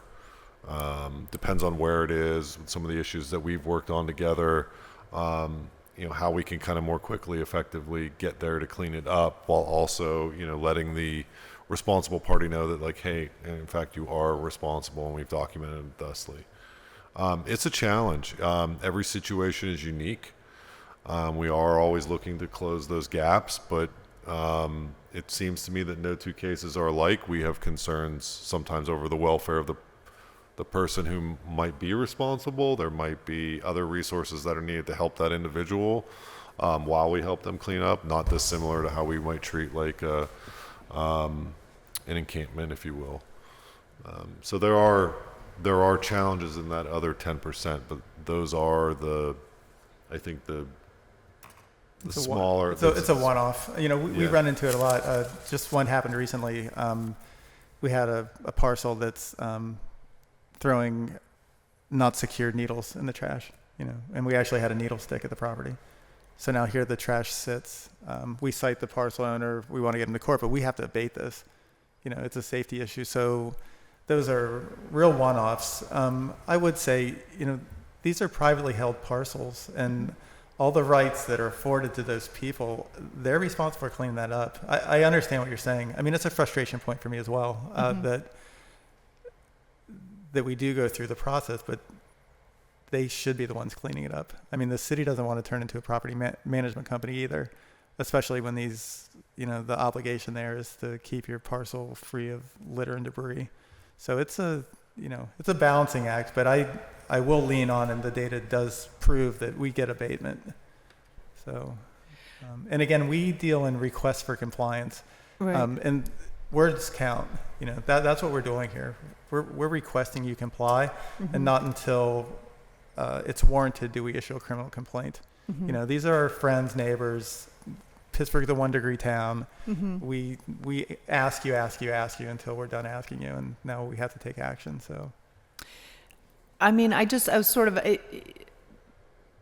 if we can't get to, because I mean, it doesn't happen all the time, but then when it does happen, it's incredibly frustrating, right? Like, I think I just sent one where it was like, they've put in, I mean, they gave me the list of their 311 requests since like, well, in the spring of last year about some couch on, and I don't know, I wish there were a way. I know one time my husband had some overgrowth. He has a corner lot, right? And he wasn't paying attention to his tenants. He wasn't paying attention. And then all of a sudden he got a bill for like $1,500 from the city, right? Because we came and and the city came and cut back the weeds. And he was like, whoa, and now he will never, ever, ever again.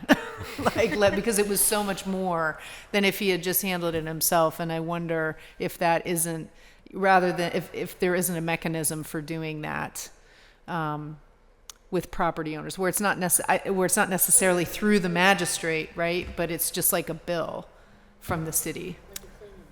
Yeah, I mean, I think we have the ability to do it. I don't know that it's being done, quite frankly, is that, do we lien properties? I know my enforcement piece of it, the handoff, but I know it's in our legislation that we certainly have the ability to go in there and clean parcels up and charge for it. I don't know that it's being done. I think that's an area that we could probably look at, but again, yeah, my piece is the front end piece. I mean, I just feel like whether it's landlords or whatever the case is, right, where there is because we have it, right, where it's private property and they're just leaving it there. It's also scary going onto someone's private property. It's their property, Yeah. And everything that we do on the enforcement end, we do from public right of way, real kid gloves on not entering your property for obvious reasons. Yeah. No, I understand. It's tricky. It's tricky, and it doesn't happen a lot. But when it does happen, it's frustrating, right, for neighbors and whatnot to kind of see. I know. I did it once. I got reprimanded. I went and moved like a whole thing just into the street, and then I was like, that was early in my tenure. So, and then a quick question, just about, so with litter, so like these like litter public property, right? And maybe this is a Chris question, I'm not sure, but sort of in the analysis, have we kind of come to a determination about whether a dedicated crew is needed or whether it should just be like part of the work orders and routes by division, like it is with whatever weeds and potholes and snow and when it comes to the request for 311, this is a couple different things, but you were talking about, you didn't know that you could use litter public property. With 311, we did do that analysis a couple of years ago that's found that 68% of the time that when people reached out to the city about trash issues, it was going to the wrong place. We had a very hard categorization problem, and I think we fixed a lot of that over the past couple of years, especially through Eric's team and the work they've done to consolidate a lot of that enforcement from a couple different places. I think we've renamed a lot of those confusing ones, and we've done a much better job. You see that come from the numbers of the clean and lean numbers that we've done. You've seen it in the numbers that Eric's team is doing. So I think we've done a good job on that. But when it comes to the best path forward on, is it better to consolidate to make sure that everybody who's working on cleanups, that is their highest priority, or is it better to have people in every division who can concentrate on that but don't need to be part of a citywide team? I could honestly go either way at this point. There's very good points to both. I'm very pleased with the work we've been able to do without that pure consolidation that I talked about a lot in the gold plan. But I think the Clean Pittsburgh Commission in their presentation here had a very good point, whereas having a discussion with the workers themselves would be really, really insightful. I really like that, to see what they think would be the better way to organize themselves, because we're making sort of these high-level guesses a lot of times. But I could be convinced either way, but I'd like to see the arguments for and against it. But I don't have as clear of a picture right now as I did when I first wrote the gold plan a few years ago. I have been kind of removed from a lot of the work that we have set up with that, as I've been focused on our garbage and recycling truck routing systems. But I have been very, very pleased with the work that has been done while I took that step back. So, don't have a clear answer for you. I shared this with Bill and Marcel this morning, but there's an example in Philadelphia where they split their Department of Public Works and they now have an Office of Clean and Green Initiatives that's totally focused on litter and illegal dumping. But what's interesting is that they brought in their head attorney to help with enforcement. So it's not just reactive cleanups, it's also trying to get proactive or have some meaningful enforcement. But that could be a model to look at to see, like, to learn from, to see if they've found it to be effective and how they've structured that. And also to that point where Eric was just talking about on his enforcement side of the clean and liens, he gets up to a point and then he goes, after that, I don't know. After that, I don't know what was collected on that lien. After that, I don't know if it was cleaned up. That has always been the hardest part about tracking all this down and having a complete picture, is everybody's got their side and then it gets out of their hands. Not really sure what happens to it after that point. And that's why I found that the idea of that consolidation so alluring, is having everybody who works on it knows what happens beginning to end. I think that it is a real disservice when Eric works so hard and his team works so hard on something and then it gets to a point and they don't know what happens after that. It's just into the ether. It goes from their perspective, whereas somebody else did not know exactly what happened before they got to that point. Having those people work together tightly, I think there's a lot of benefits to that. Yeah, I agree. And I want to say as well, Eric, that having the enforcement team has been hugely beneficial. You know, I know that we had someone go through the business district in Hazelwood, right? And, you know, and I got some calls, right? It's like, what, you know, why? And it's like, you know, why didn't you let us know? It's like, well, that's not really, you know, that the trash is outside in front of your business. You know, and we went to everybody, like, nobody's picking on you. So that was extremely helpful. And so I really like the idea of a dedicated person who's just driving around my district, right? Like getting to know the streets and getting to know the problem areas. Yeah, that was my push, is to have boots on the ground. You know? Yeah. And this is their mission and marching orders is to do pickups. Yeah, and to get ahead of it. Like that's what I'm telling all my staff is we'll beat the 311 call. Yeah. And we have a process for that. If the 311 call comes in and we already have it written, we link it to the case file. So we're ahead of the game. Like that's our goal. No, it's great. And I've already seen, I know it's not in my district, but it's where in the mornings where I'm sure Councilman Charlton's familiar with it, Yarrow Way. There was like this place at the top, and I mean, these people, I got to the point where I wouldn't even go by it because it would make me too mad that early in the morning to be like, you know, steamed up about, and it's gotten much better recently. So I'm guessing that is due to your team or. We're just getting run into, that's what I mean. I did this big hiring blitz was the end of July, actually. They are AFSCME union positions now, so that took some wrangling, but so they are onboarded end of July, trained up and onboarded. So they're just hitting their stride now. That's why even when I was pulling these numbers, I was like, they're, you know, you're a month or two in position. You're not really there, but I have some superstars, so it's exciting. Yeah, no, it's fantastic.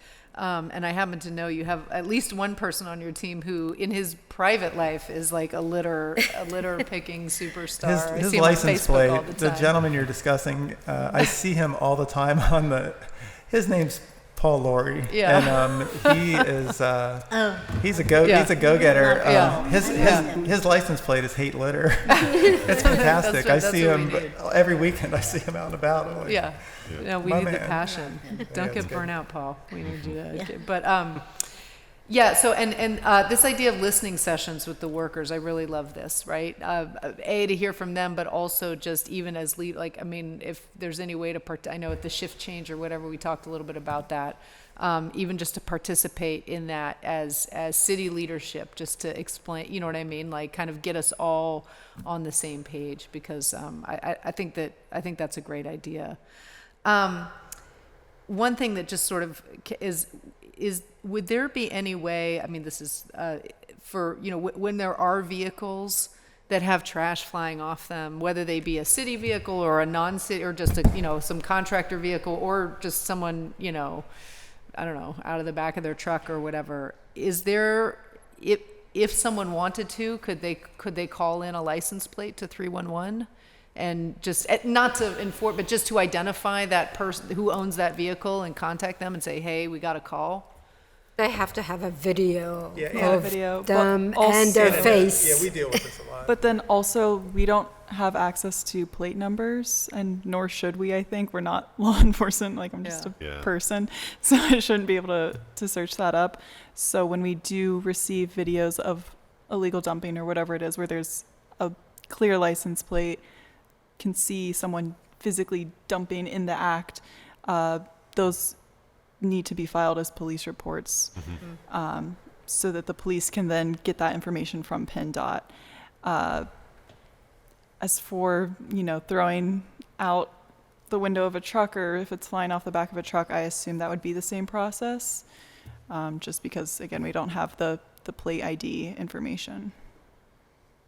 I saw a truck doing this on the way here, and I got their plate number and called the business on the side. Okay. And I've done that 3 times. Yeah. And usually the supervisors are always really apologetic, and they say Yeah. we make it a standard to always use a tarp. But for us, Cleanway's another angle for this is we want to figure out what is that network of haulers that we can go into and bring more of this education to, and also learn from them. Like, well, why aren't you using your tarps? Like, you have them installed. It's state law. Like, how can we help you with that or encourage you with that, but also connect to them? Like, when you have that trash falling out of your truck, it's like $10,000 for us to get that mile clean through the Sponsor a Highway program, and it's like super time intensive and costly. Speaking of PennDOT and talking about 311, I learned this year about 1-800-FIX-ROAD, which is like the 311 for PennDOT highways, which you can call if you see litter or roadkill or anything else on the roads, for them to come and take care of. I also want to add quickly, we have issued some shots across the bow, again, with the company name on the side of the truck. Again, using that software, we can find, what is the business mailing address for the hauler, landscaper, whatever it is, and try and issue a request for compliance. If that went to the magistrate, that's wouldn't hold up if we don't have great evidence. But maybe it'll scare them into thinking someone saw your business doing this, think twice about doing it again, cover your load. Yeah. Yeah. Yeah. So, just quickly too. Well, I'm wondering too about legislation, and something that I would be happy to work and is just around the code. I didn't realize that the code allowed you to put trash out in bags. That seems to me a pretty easy fix. I will say now, I know that these large clamshell trash cans are expensive. They're about $100, but they are pretty durable, and it seems to me like we might be able to require that for landlords anyway, that they provide that to tenants, and regardless of whether it's in their lease or whatever. It seems that maybe there's a way that we can do that, where landlords have to, per however many people in the house, have to require a clamshell can. At least as a beginning, right? As a first step, either that, or, and I know that there's rules around dumpsters for multi-unit. I don't know, maybe look at those or whatnot to ways that we can tighten that up. as far as commission, well, so yeah, I wanted to, so as far as the commission and commission appointments, I don't actually know what that process is, but I feel like that's something that we could, I know that every district, there's a spot for every district, right? Yeah, I believe so, that each council person is allowed to provide a rep. Right. I'm the District 1. I'm Bobby Wilson's rep, as Okay. well as I wear my Parks Conservancy hat. Oh, yeah, he has like a ringer in there. Yeah. Well, so I know, and I know at one point I had promised to ask around and try and help you with that, and then I didn't do it. But maybe, I have some- maybe this I is have so, some. right, like to make sure that, so just for council members to know that, you know, if there's someone in your district that would be an asset to the commission. Okay, with that, I just wanted to quickly just shift to the recommendations, just to make sure that so this is very helpful. Thank you for this summary from DPW. So basically looking at sort of like, you know, taking the trash cans out, the sort of now immediate, you know, now is, you know, creeping up on 3 million, right? And then adding in the trash cans up to 11.4, and then with 2 million a year in annual investments. So that's important for us to know, right, as we head into budget season.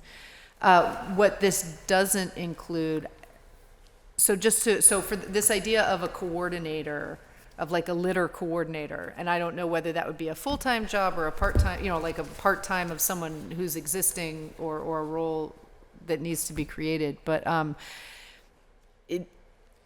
I think it would be really beneficial. I'm not sure if anyone here, but we had an issue where CEO Works and Friends of the Riverfront once, like both, you know, so Friends of the Riverfront had rallied like a huge number of volunteers to clean up, and then CEO had already been there and it was just like, that's not fair.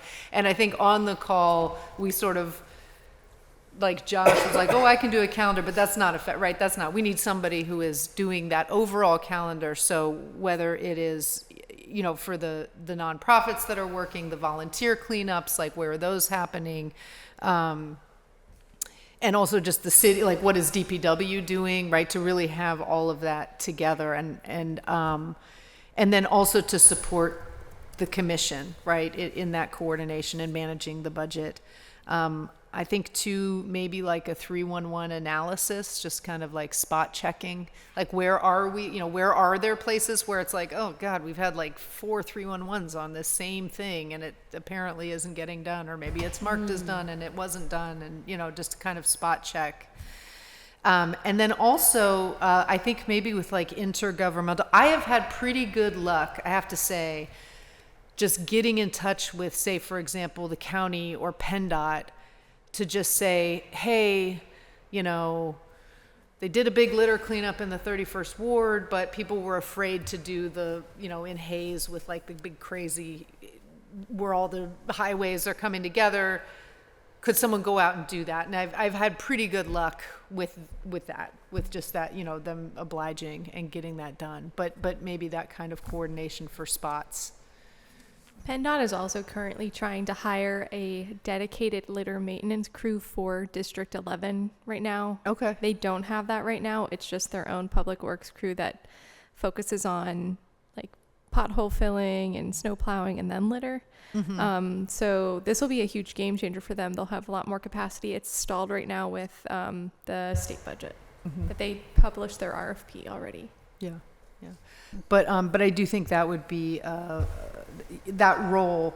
And again, whether it's full or part-time, I sort of think of, you know, I know that I think the person has moved on to the county, a different position now, but previously there was a person in the mayor's office, and I think this would be in DPW, but in the mayor's office who was like, did the LGBTQIA commission and the gender equity commission, and, you know, just sort of had like a few different things, and that the management of a couple of commissions was part of their job. So I don't know, that's something to think about. Honestly, a lot of this sounds like a lot of the work I did in my previous role. I was on top of all of the volunteer stuff and coordinating with that with DPW. I did, you know, automate a lot of that, so I wasn't checking to say, hey, there's a big cleanup, and then somebody else is going to do a big cleanup. That's an oversight. But also, when I was co-chair of the Clean Pittsburgh Commission, I was doing a lot of that work in my role as anti-litter specialist.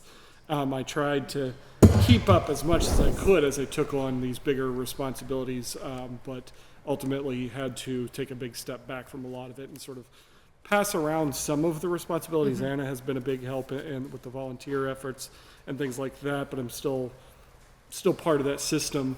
But I think a lot of it sort of dropped, unfortunately, when I was not able to have as much capacity as I had hoped I would have to do everything. So I think a lot of this is stuff we've had in my role and a couple others, but as we shifted around, lost a lot of that capacity. Well, I mean, so that I think would be helpful just to know for, again, as we're heading into to budget negotiations and whatnot, is to know, right, like what that is. Is it a part-time role? Is it a full-time role? Is it a new role? Is it, figuring out capacity for an existing person? So, and then also funding for nonprofit partners, right? Like having that number would be helpful too. If there is going to be like dedicated funding for Allegheny Cleanways to do it. And by the way, on the education side, I want to say, Allegheny Cleanways came into Greenfield School, and that was just so super. It really was fantastic. And by the way, yard signs, we used leftover I know you yard did. signs. You called Yeah, me they about painted some. them over and I love that. and then made like I don't know, I can't remember. It was something about animals and litter, but it was really, really nice. And it was with the sixth graders? I think it was with the sixth graders at Greenfield School. So that was really great. I would love to see more of that. I love that. We'd love to do more education and really focus on like a system-wide education approach, not just like one class here at a time. Yeah, yeah. So that was really great. I don't think I have any more questions. Council members, yeah, if you have, I know. Do you have more? No, okay. Okay, good. just briefly, I just want to ask. I want to be clear. It is DPW's responsibility to clear the signs, right? Not. Yeah, it is our responsibility to clear the signs. always There is a DPW. notification. There is a notification period post-election that we do, Okay. but I believe Mobility and Infrastructure handles the notification to the campaigns on Okay. that. But we will pick up the signs and recycle them post-election. But I agree. It's certainly increased dramatically throughout the city.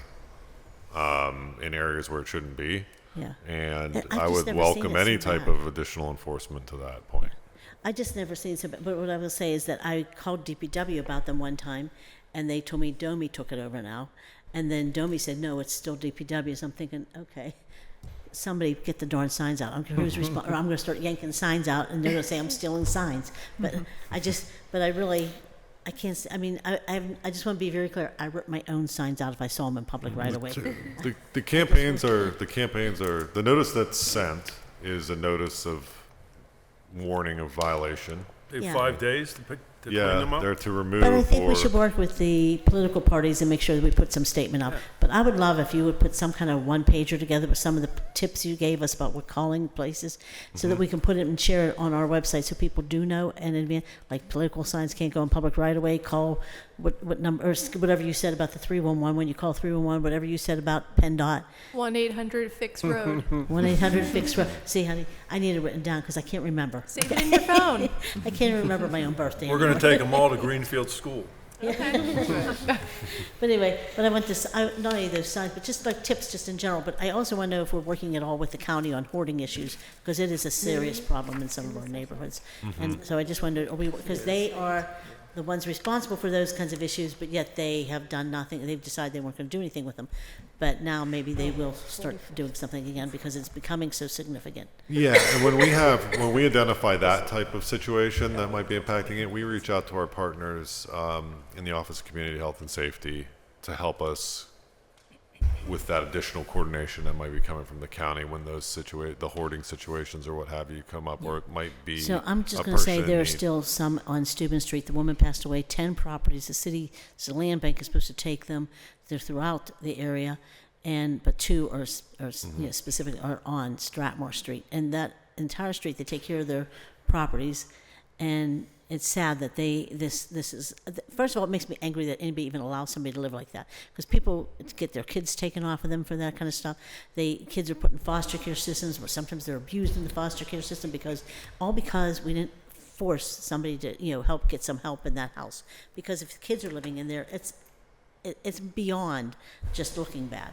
And so I just feel like at this point, I wish we would just handle that whole issue differently. And I wish everyone would come together. And it's my understanding there's supposed to be a task force working on this at the county level. So I would love if there is such a thing that our people are at the table. Mm-hmm. Thank you. I'm sorry. I can go on and on talking trash, so I'll shut up now. Well, I don't, does anyone else have any last comments that they'd like to make? Yeah, please, go ahead. Just one final plug for this coordinator position. So a lot of what we, the commission and DPW was talking about today, those recommendations, we feel could fall under the responsibility of this person, right? Yeah. So a lot of the coordination alone, I know I harped on that earlier, but, working with the nonprofits to identify grants and working with the grants office here at the city and the education piece, like working with Allegheny Cleanways and PPS to figure out what is that system-wide education piece, so it's not just these one-offs. Like those are all, like the possibilities are endless, and we're doing the best we can, but without that one person who's kind of, navigating that and helping, I think, we would be much more successful with that person in place. And the Garbage Olympics. Mm-hmm. Yes, and support for the Garbage Olympics, right, exactly. Yeah, and I have to second what Erin's saying too. We see it on our end as well, the significant resource that a coordinator brings, not just with our nonprofits, but internally on issues of like where CEO Works is working and how is that coordinated with Public Works efforts. We see it as being hugely beneficial. Just to be perfectly clear, it is included in this annual investment, that salary rate. So it is inclusive of those. Okay. Oh, I see. Oh, you're right. Yep. Okay. Yep. Apologies. So Yeah. that is there. I gotta say, like my own personal story on the 311 education. I always use we joke about this. Probably gonna get in trouble, but I use my wife as my litmus test for government services. So I asked her one day. I said, "What would you do if like our garbage didn't get picked up?" And she's like, "I would call you and kick you and make sure it got done." And I said, "Well, let's pretend for a second that I'm not. I don't have the job that I have." And I was like, "What would you do?" She's like, "I don't know. I'd call 811 or something." I was like, "Well, no, that's who you call when you want to dig."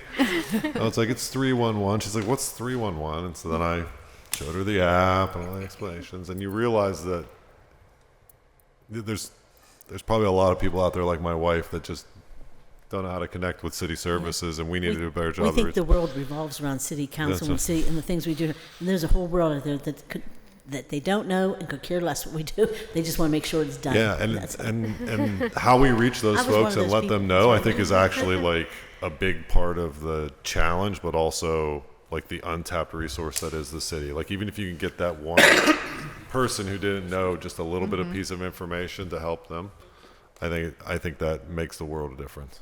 Yeah.